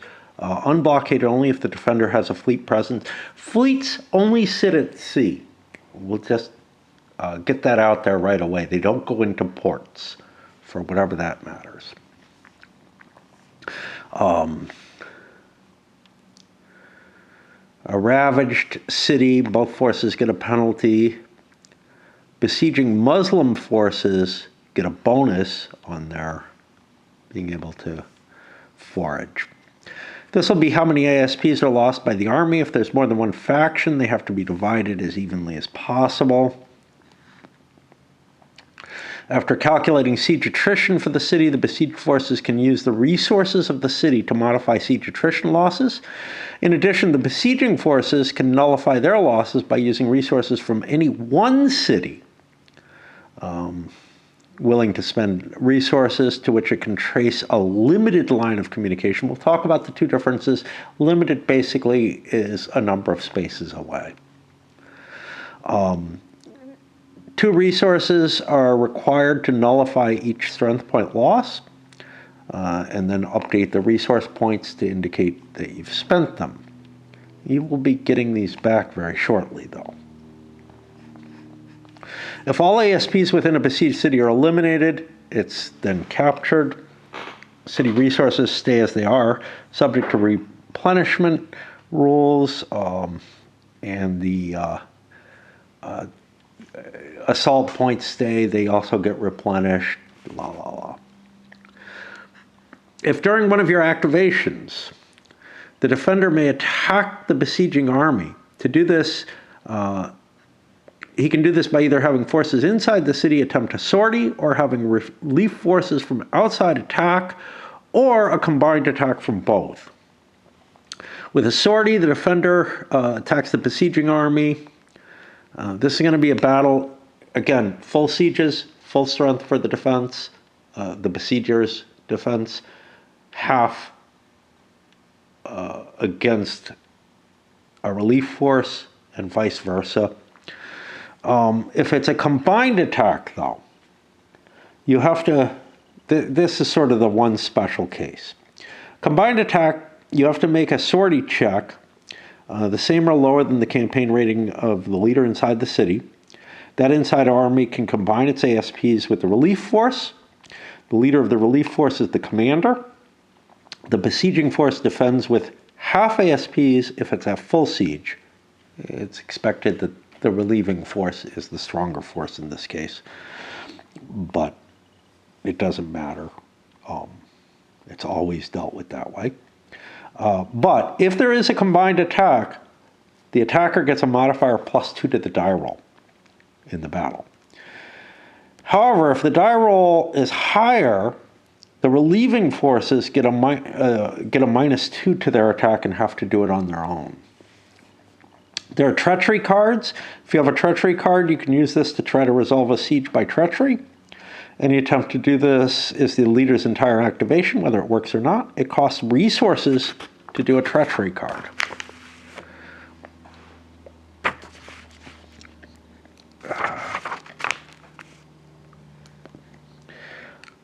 Each treachery point will cost 2 resources. They can be drawn from any city or cities controlled by any faction in that leader's army, as long as they're within an unlimited line of communication. You add your paid-for treachery points to the campaign rating of the leader you activated. I think you have to spend at least 1. This leader must be present at the siege, but he does not have to be the leader in charge of the siege. He rolls 2 dice to which he adds his original SDR of the city. The assault points have no effect, plus the campaign rating of a defending leader inside the city, or 0 if there is none. The attacker gets to choose which leader's campaign rating to use for this. Go for the weakest point. If the adjusted die roll is lower than the treachery points plus the campaign rating of the leader attempting treachery, the city is taken. That leader and his ASPs take it by treachery. He can do this with the occupants as he wishes, except that at least one of the defending leaders must be spared and placed in any space of that leader's player controls. Guess who the traitor is? This is weird. Generally, the traitor wouldn't be one of the few named leaders in a force. Like, it would probably be somebody else present. But anyway. If the adjusted die roll is the same or higher, the treachery attempt fails, and that activation is over, but the resources are spent. Treachery cards have restrictions. It's the only action the leader can undertake in the activation in which he does so. It may not be held in a player's hand from one turn to the next. If not played, it has to be discarded in the recovery phase. You need a treachery card to do this. The old Crusades game had a treachery event that was similar, that you'd get the capacity to use it on that turn if you rolled it as your event. Surrendering the defender at any time that after an enemy army enters the city entry space can choose to surrender the city. He can do so at whatever terms the players agree on, including an exchange of event cards and a demand for payment of resources from the conqueror. Surrendering ASPs, I don't know where the resources go.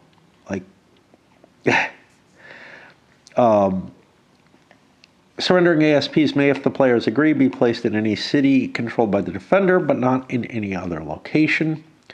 If a leader surrenders during his own activation, he's automatically finished for that activation. We're going to break for a bit. You can ravage a city or a town. Ravaging can be part of a siege. To ravage it, you have to have at least 10 ASPs, and the army has to be in the city entry space or the town space. No enemy force can be in the same space. Ravaging is part of movement, but the leader cannot roll for continued movement afterwards. It's automatic.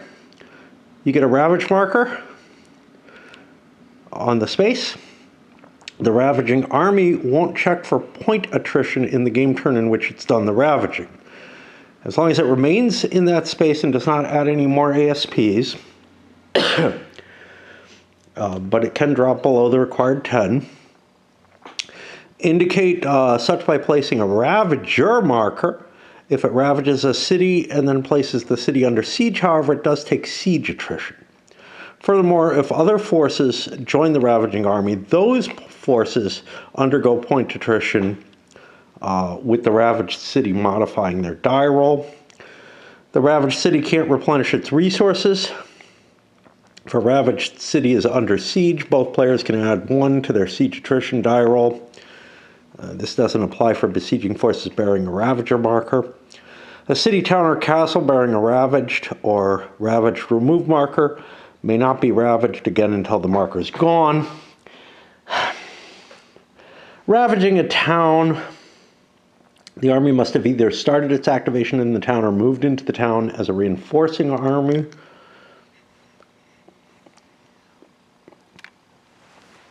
Not really sure why. In the recovery phase at the end of a game turn, I think towns are going to be unlikely to be ravaged. Basically, you're probably making your own situation worse if you're advancing, but maybe if you're falling back. However, that limitation to being a reinforcing army makes it really tough, right? Let's see what that is.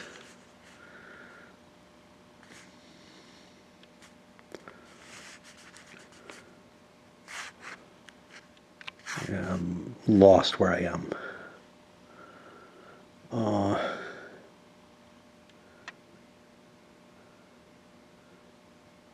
A ravaged city cannot replenish its reinforcements. I'm trying to find this thing that I just saw.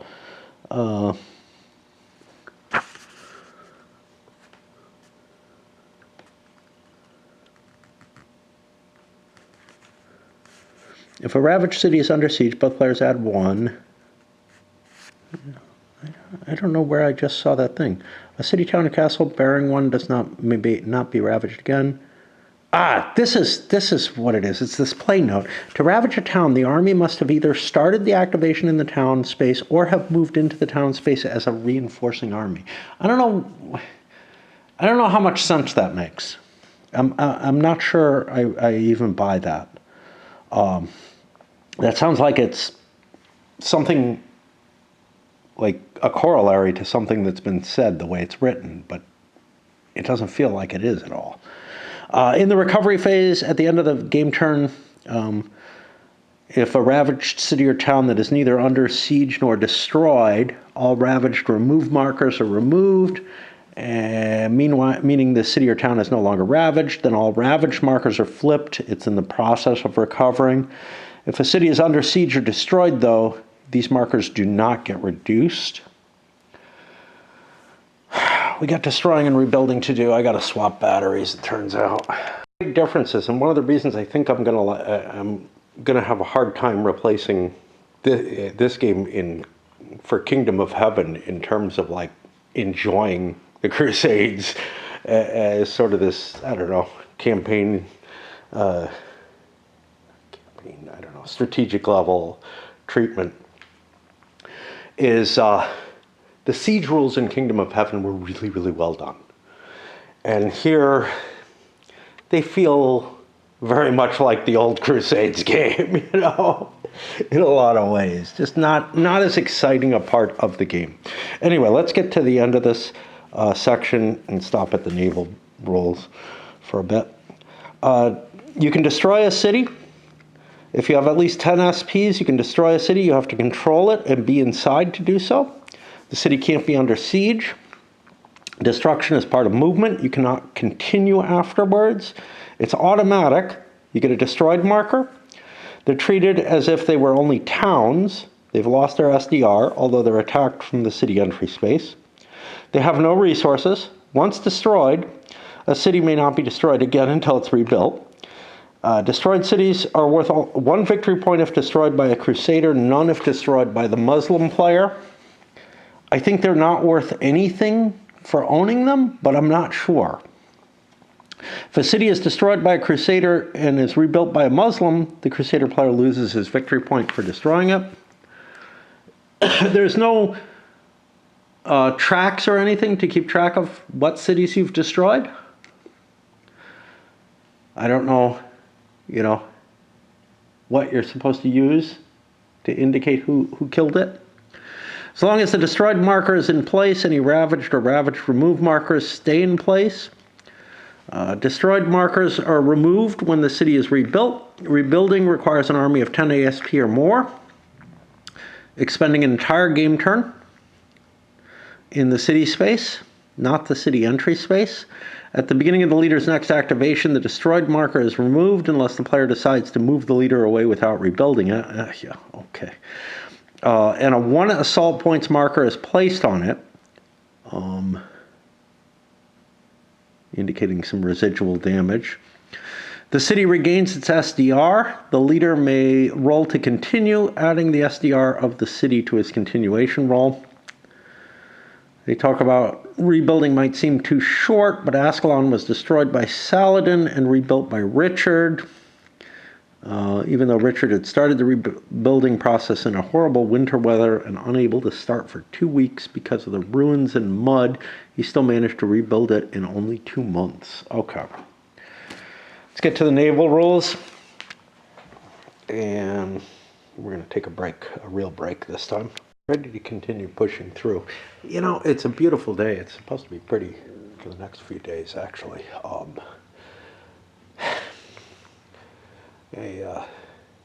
Yesterday I was very much in the mood for something sweet and wasn't willing to go for a walk to go get it. Today, less in the mood for something sweet. More willing, but couldn't convince myself that that necessity, that desire was worth fulfilling at all. But it also keeps me from going out for a walk, which I probably should have done it just for that. All right, naval rules. Okay, the fleets are all kind of like this. They have a number of ships and a movement allowance on them. They can be used like change, essentially, at the beginning of the game. Whoa. Okay, I've got too much there. I don't know what I'm supposed to have.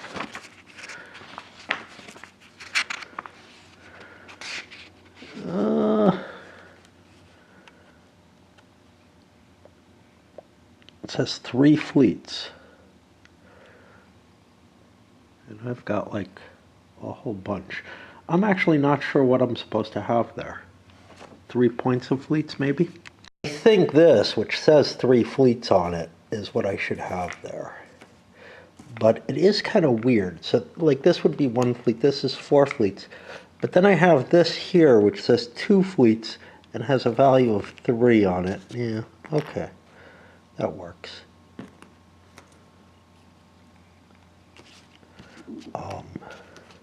I'm guessing that's what I'm supposed to have.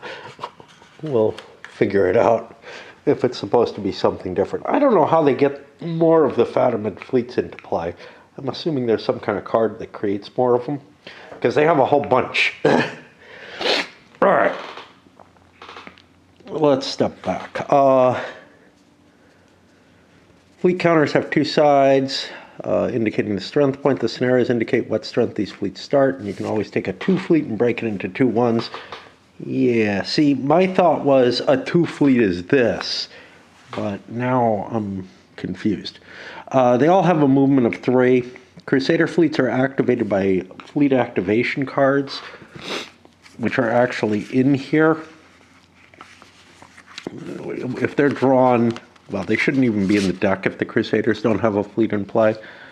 I think if a Crusader fleet activation is pulled from the activation deck before this event card, the activation has no effect. But it actually seems to imply that elsewhere in the rules that you don't even put them in the deck. I think they get put in. Once the event card has been played, the fleet's in play. It can be activated by the Crusader player who drew it, or if drawn by the Muslim, by the Crusader player who most recently played an activation. But if it's the first card played in a turn and drawn by a Muslim, put it back in the deck and shuffle. I had discussed this before. The Fatimid fleet, all the NSP of the Fatimids, is activated by a Fatimid card played by the Muslim player. There's no cost in resources to so activate the fleet, and no activation cards associated with the Fatimid fleet. When the event card is played, the fleet is activated immediately. There are 8 sea zones on the map, separated. Each corresponds to a port in the area. Maybe more than one. Although the rules don't say that. I see some, like there's the Caesarea Sea Zone that has Caesarea and Haifa. Naval movement. Fleets are placed in and move in sea zones. Those are the only spaces they can be in. They can't be in a port or city. We have some notes on this, but I buy it. Fleets have a movement allowance of 3 sea zones. There's no continuation movement for fleets. Stacked together, they can move together or separately. They must finish their movement before another fleet counter or stack moves. They may not pick up other fleets along their path of movement. Fatimid fleets may only move when activated by the Fatimid event card. They move like other fleets, except that they, and only they, can move in and out of the Fatimid box, which costs a movement point. Fleet attrition. Each port on the map has a fleet support capacity of 4, meaning it can support 4 naval strength points or 2 full-strength fleet counters belonging to the faction who controls it. Deep ports, and here they say you can take a 2 fleet and break it into 2 ones or vice versa. I think that's the strength points. I don't know.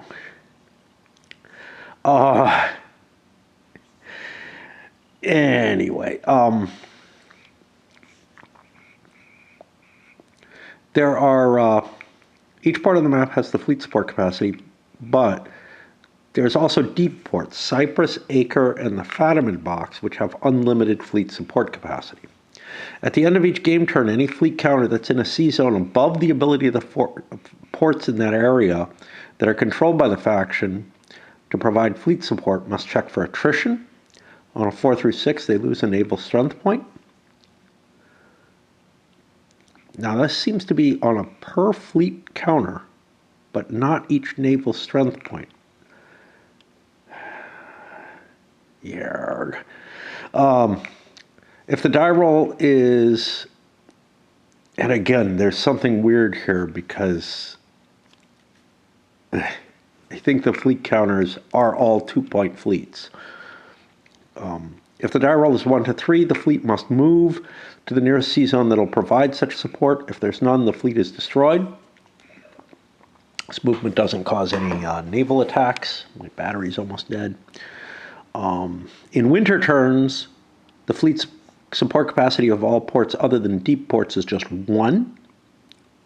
And you add 2 to all attrition checks.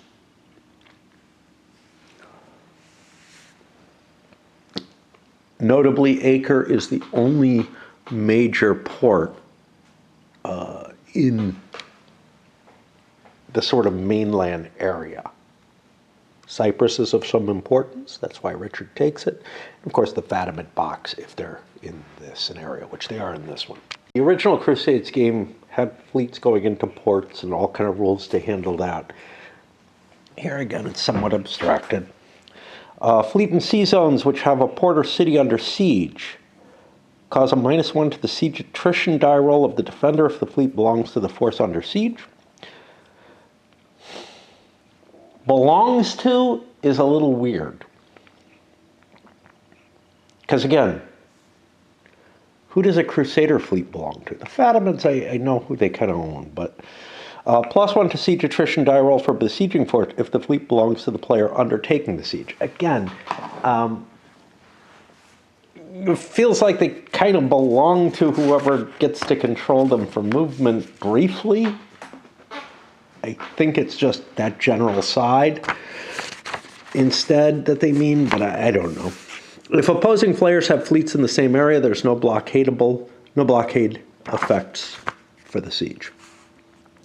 Naval transport. Each naval strength point can carry and transport up to 5 ASPs and any number of leaders. It's undertaken as part of fleet activation, not leader activation. ASPs moved without a leader acquire a dropped-off marker when they're placed in their destination. ASPs moved with a leader may move later in the game turn as part of the leader activations. The naval transport does not count as part of the 2 activations rule, which is kind of weird because the transporting without prevents them from being picked up. But to transport ASPs, the NSP must start the fleet activation in a sea zone with the ASPs in a port space, town or city. In that zone, the ASPs are placed in the fleet and moved as per fleet movement allowance and debarked into any port in any sea zone that it can reach.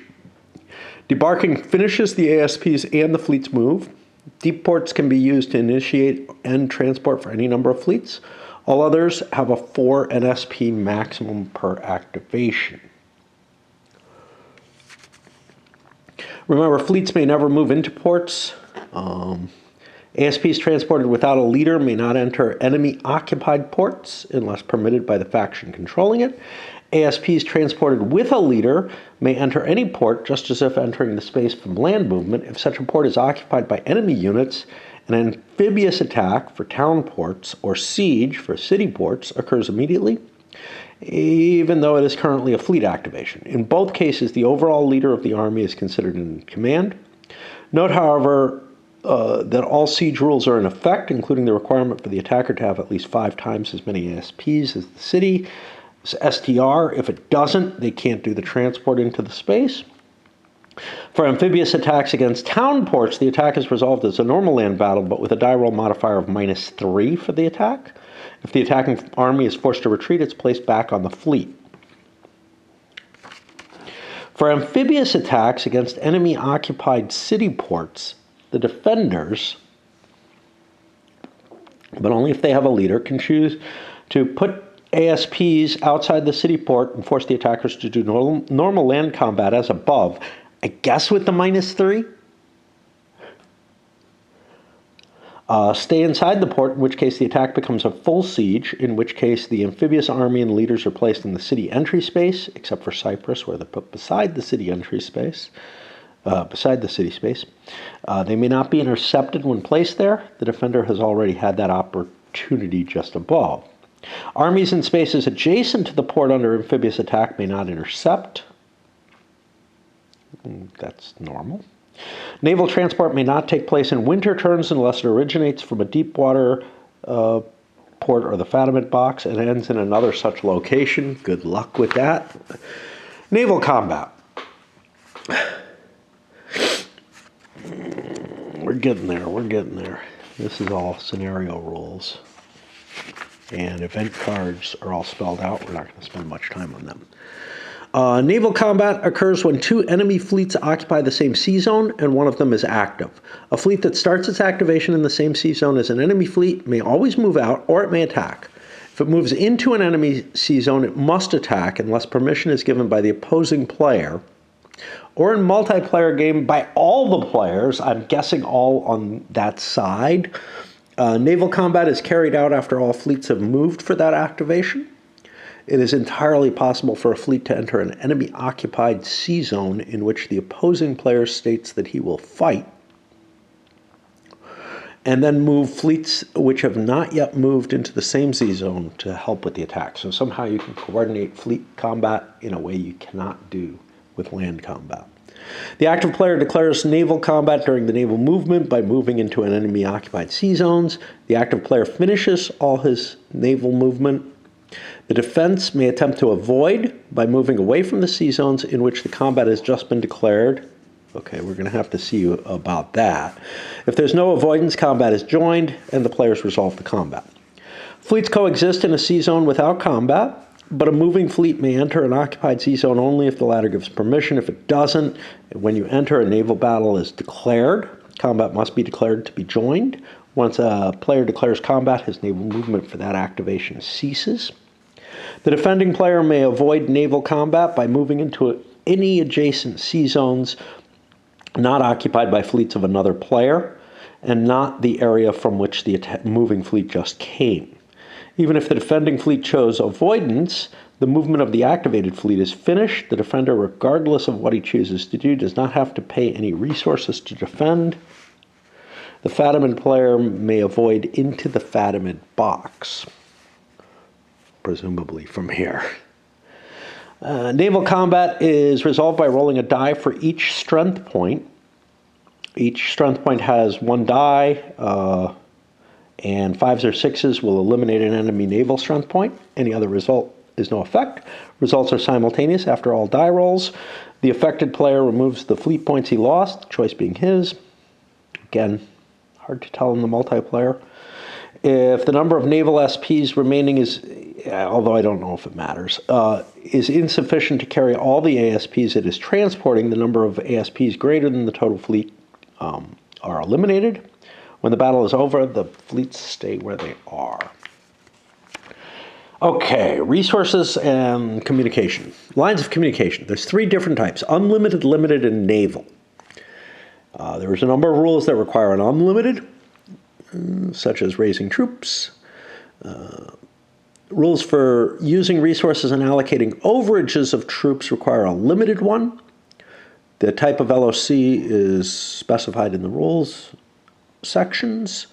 An unlimited LOC is a path of spaces, sea zones of any length from the space, I'm not sure about the sea zone thing, needing the resources to the city space. This path must be free of enemy ASPs. It must be free of ASPs. It doesn't even say enemy.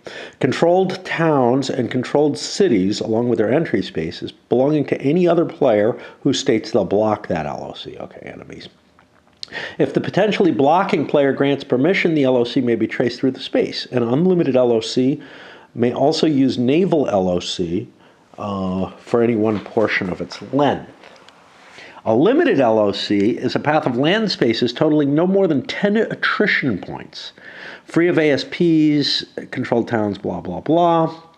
Again, blocking being a choice. A naval LOC is any sea path of not more than 3 sea zones to any sea zone in which the side controls a deep port.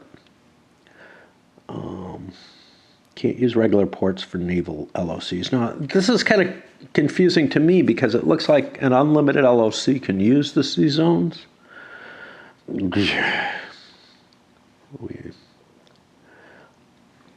And I feel like,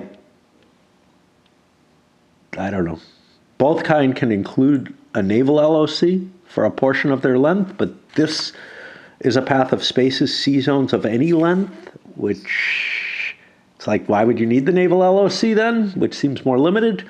A naval LOC is any sea path of not more than 3 to any sea zone where you control the deep port. Yeah. In the winter, the length is reduced to 1 area.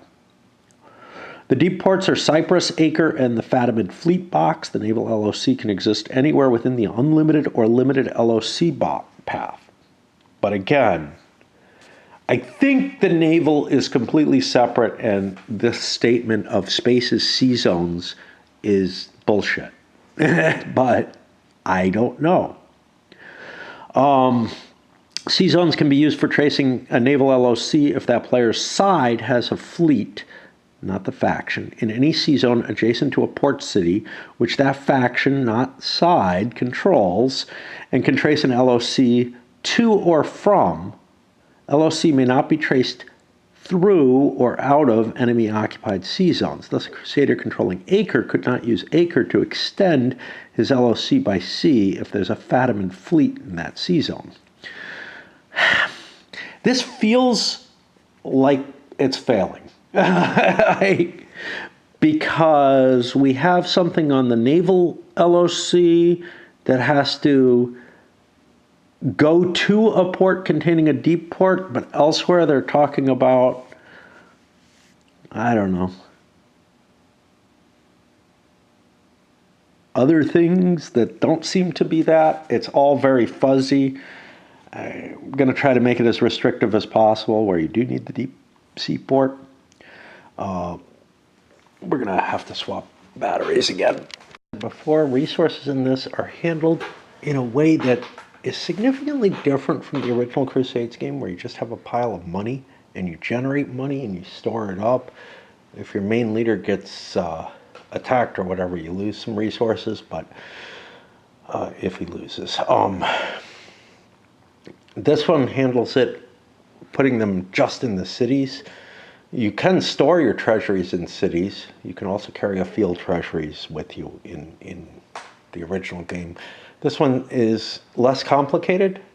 I think it gets, it looks like it's going to generate more or less the same kind of effect, although there's a limit to how much money you can have. Basically, cities have resources equal to their SDR, and they spend them, and there's markers to spend them that reduce the amount. If you have to draw resources, in general, it's a limited LOC. I think there's some cases where it's unlimited, but here they talk about limited. To any one city, that's actually, I think, a specific thing. There's other things where it's multiple cities. So, and the resource level of the city is reduced accordingly, but they'll recover them. In the recovery phase, all cities not destroyed, ravaged, or under siege have a reduced city resources automatically recovered to their full level. This is very different. In the original Crusades, you produced a little bit of money each turn with each of your cities. And it just filled the treasuries. You had to have at least $10 in a treasury for it to stay on the map. Here, it feels like the resources are much more, I don't know, transient type of things. Cyprus has a resource level of 10, even though the SDR is only 2. However, these resources may not be used until Byzantine Send Supply card has been played. And these can be used for any payments needed by a crusader in a port or besieging a port from which the crusader can trace a naval line of communication to Cyprus. Cyprus may not be used for any other reason. Cyprus does not have a city entry space. The Fatimids have 15 resources for the Muslim player only, but only in a turn in which the Muslim player has played a Fatimid card and used it specifically for this purpose.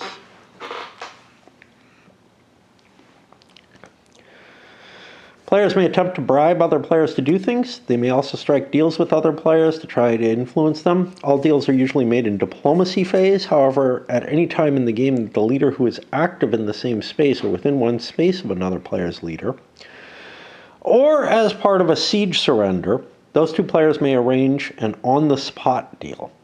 Furthermore, in multiplayer games, a player drawing an event card may give the card to another player on his side, regardless of relative army locations, if he's about to draw an event card that would be in excess of the maximum he can hold in his hand. You have to do this before you see the card, and it may not be a hold card. On-the-spot deals between two players could result in a trade of a card that immediately affects an event taking place within a limited line of communication of the leaders involved in the on-the-spot deal. Like it could be a combat card or something. Use the closest leader as the reference point. If play, and we got an example of that.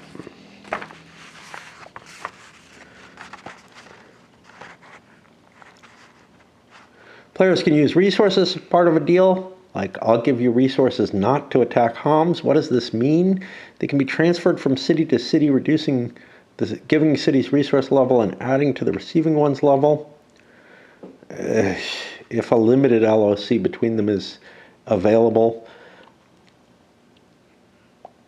and there's nothing to enforce deals. The event cards. There's a whole bunch of event cards. They're not reshuffled until all the cards have been selected, except possibly by the play of an uncertainty card. When all the cards have been selected, take all the discarded ones and shuffle the deck and start anew for that deck. So this is something I saw in a recent game too. I don't remember which one. Yeah, Combat Commander. That had similar rules, which are contravene which contravene a general practice that a group of mine kind of established, which was you don't reshuffle a deck until you need to draw from it. In both these games, you reshuffle before you need to draw, which is okay, as long as it's specified, you know. You can hold event cards. So some of the cards are play immediately. You can hold cards immediately if you want, or you can hold them, but you're only allowed to hold 3 cards in your hand. If you draw a event activation card, you must randomly and blindly discard one of the cards from your hand before drawing a new event card. So even if you aren't getting a hold card, you're kind of screwed by this. There's rules if you get caught cheating. If you accidentally hold a card that somebody discovers should have been played when drawn, the card is discarded immediately and the player's next event card is discarded and treated as a no event as soon as it's played. I hope we won't see anything like that. Event cards held in the hand can be played at any time during operations, even by inactive players if the rules are right, whatever. There's this possible immediate transfer, which seems to be built into this rule, but kind of not really there. Cards can be used in trades, deals, bribes, and the transfer of cards is allowed, but only during a diplomacy phase or under those special circumstances. Each card has its own use. Some may have choices. We are not going to go through all the different cards. Oh, there's the leader. It's leader ill, not leader 3. Haha. Okay. When there's more than one player on a side, which is going to be this scenario, the number of event cards that side may hold at one time is 2 plus the number of players on that side. Thus, if there's 4 Crusader players, the Crusaders can never have more than 6 cards amongst them, and no one can have more than the 3 that they're allowed. Who gets the cards when there's more than one player? At the start of the game, if there's more than one player, each player starts with 1 card. After that, the player drawing, which is weird because not all of them are hold cards. After that, the player drawing the draw event card gets that event card. I don't remember cards being dealt out in the scenario instructions, but weird. If he already has 2 cards on his own, but the side maximum has not been reached, that player may immediately give that card to any other player on his side who does not have 2 cards under any arrangement deal he can make. The side has already reached its maximum. This is different from over here where you're allowed to hold 3. So again, I don't know what's up. There's a large number of playtesters and a developer who I think I recognize. Maybe not. We've got Neil Randall. I think I'm mixing him up with Randall Reed. But a huge list of playtesters, a fair number of proofreaders and editors. The curse of Berg strikes, even when, you know, you have a pretty good, what looks like a pretty good setup in terms of rules that, you know. I mean, look, I'm reading through these and running into problems with them, you know, where it's like, yeah, that doesn't work. We have this First Crusade. The setup is all here. If you're playing with less players than the maximum, and I'll be playing with the maximum, I guess, they give rules for how you allocate stuff out. The Armenians and the Fatimids have special rules. The Mosul Turks have their own special rules, but that's a little different. The Fatimids, they're not a faction in the game because their force really kind of entered late and tried to reconquer some of the territory that they had claimed to or whatever. The Muslim player who draws a Fatimid card may do whatever the card says that the player can do, as if he were the Fatimid player. Fatimid and Muslim armies can stack together for the purpose of defense. A Muslim army may withdraw or retreat into a Fatimid-controlled non-city space, for example. But a Fatimid army cannot move or attack with other Muslim armies, not even as a subordinate, nor can the Muslim player ever use Fatimid forces to engage in any sort of diplomacy or trading. Muslim players may not use the resource points of Fatimid cities. To use them, they must take the cities.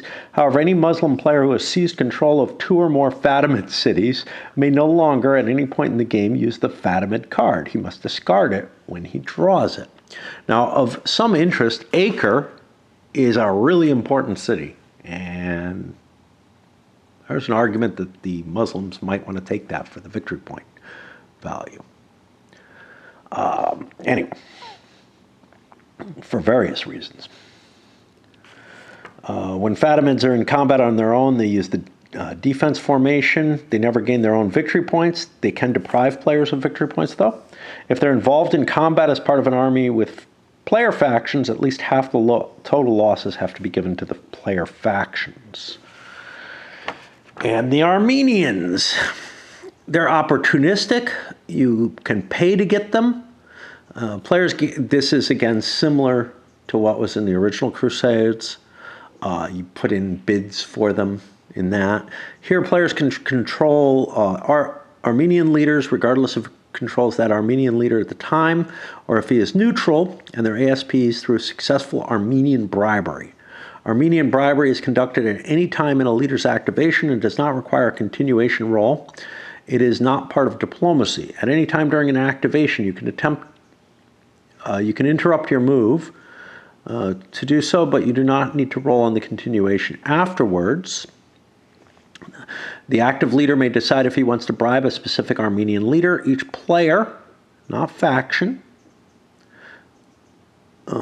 can bribe only one Armenian leader per game turn, whether the bribe is successful or not, using only one leader to do so. The active leader must have an unlimited line of communication to the Armenian leader being bribed and a limited communication to the city whose resources being used for the bribe.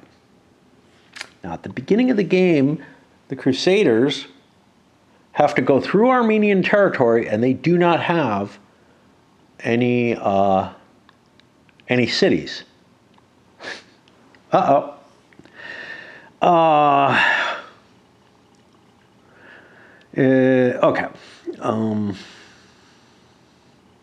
If they do have money in the original Crusades game with which they can bribe and make their way through.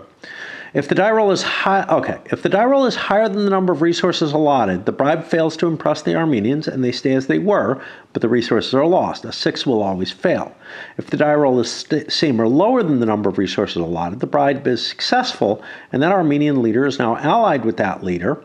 The player puts one of his generic information markers on the Armenian leader to show his control, and a bribe performed marker on the leader. I don't know if I saw those. The generic information marker remains with the Armenian. What I do have is specific markers for controlling the Armenian leaders. So, kind of weird. It doesn't seem to align with what I've got in terms of components. There might be a bribe performed. I don't know. The player may now use that Armenian leader and army as if they were his own army. He can pick them up with higher ranked leader, use them to garrison towns and cities, etc. He can activate the Armenian leader and army on its own, however, only by getting use of one of the Armenian cards from the activation deck. When an Armenian activation card gets drawn and the player drawing it does not have an Armenian leader, the card is passed clockwise around the table until it reaches a player who does have it. That player can now activate that leader if he wishes. I guess kind of taking a mini turn. Well, no, it's his only turn. Yeah. Okay. If nobody has an Armenian leader, don't worry about it. Control of that leader lasts until another player successfully bribes the same leader, either the same game turn or later. If any of these events occur, the Armenian leader and his army are immediately moved to the nearest uncontrolled space. They go into the nearest Armenian town or city if available. Weird. I don't know. And the active player continues without them. Armenian armies and ASPs control towns and cities the way everyone else does. However, armies controlled by the players may move through and stop in any town controlled by Armenians as if it were a point. So that's how we're going to get through these. We don't have to actually attack them, which is important because you can't bribe them if you attack them.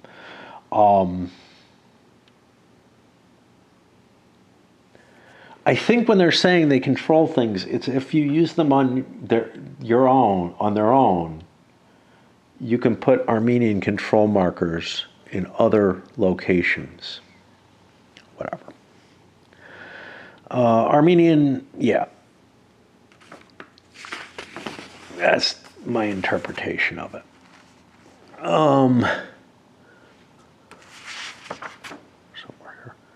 If attacked, these armies do not get the defensive benefit of the town. They're not in it.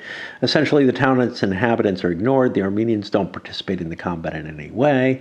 Leaderless Armenian ASPs remain neutral until attacked or until an Armenian leader picks them up. When an Armenian ASP engages in combat on their own, they use the D formation. If Armenians are involved in combat, at least half the losses must be assigned to a player faction if they're included with players.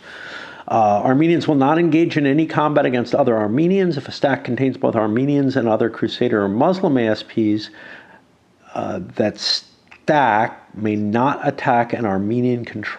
I don't know what's going on. My camera that I had been using seems to have become unusable. What is this one? Yeah, it's this one. My row of dead cameras continues. That one's dead too, but I can charge with it.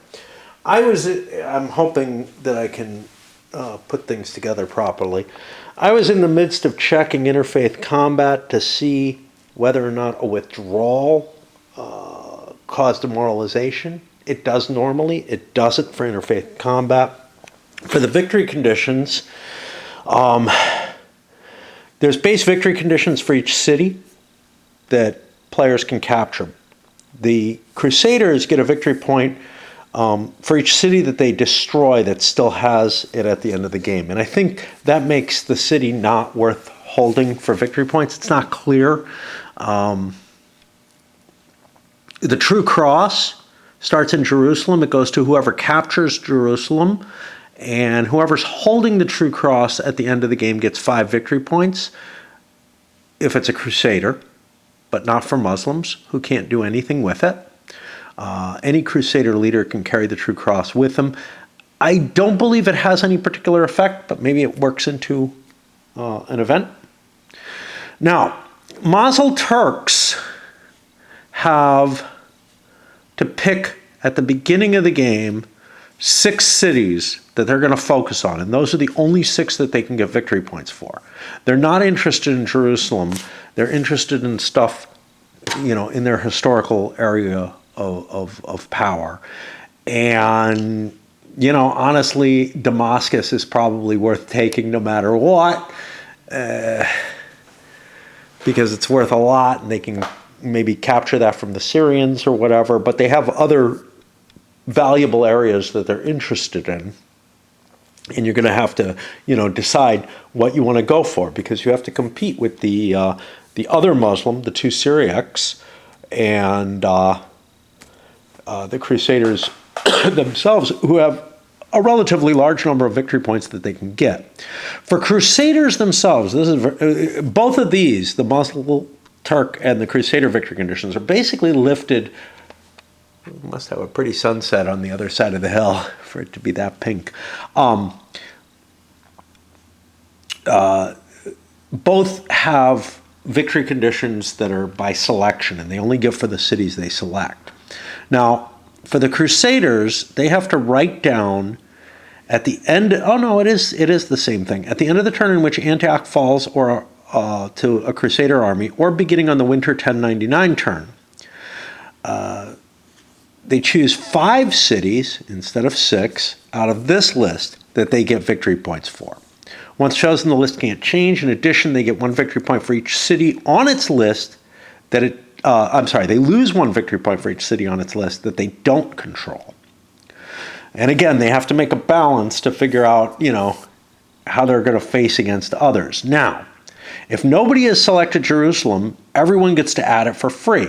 But if someone has chosen Jerusalem and others have not, then they suffer desertion and lose 20% of their ASPs, which are distributed among the factions which decided to go for Jerusalem. So you've got this, hey, there's an advantage to everyone choosing not to pick Jerusalem, but there's a bigger advantage to a guy who says, yeah, I won't pick Jerusalem, and then does anyway at that point. Whoever has the most victory points wins the game. This is all taken straight from the original Crusades game. And we'll see if I can put this together, find where this video is hiding. I don't know if it's going to be on the camera itself or on the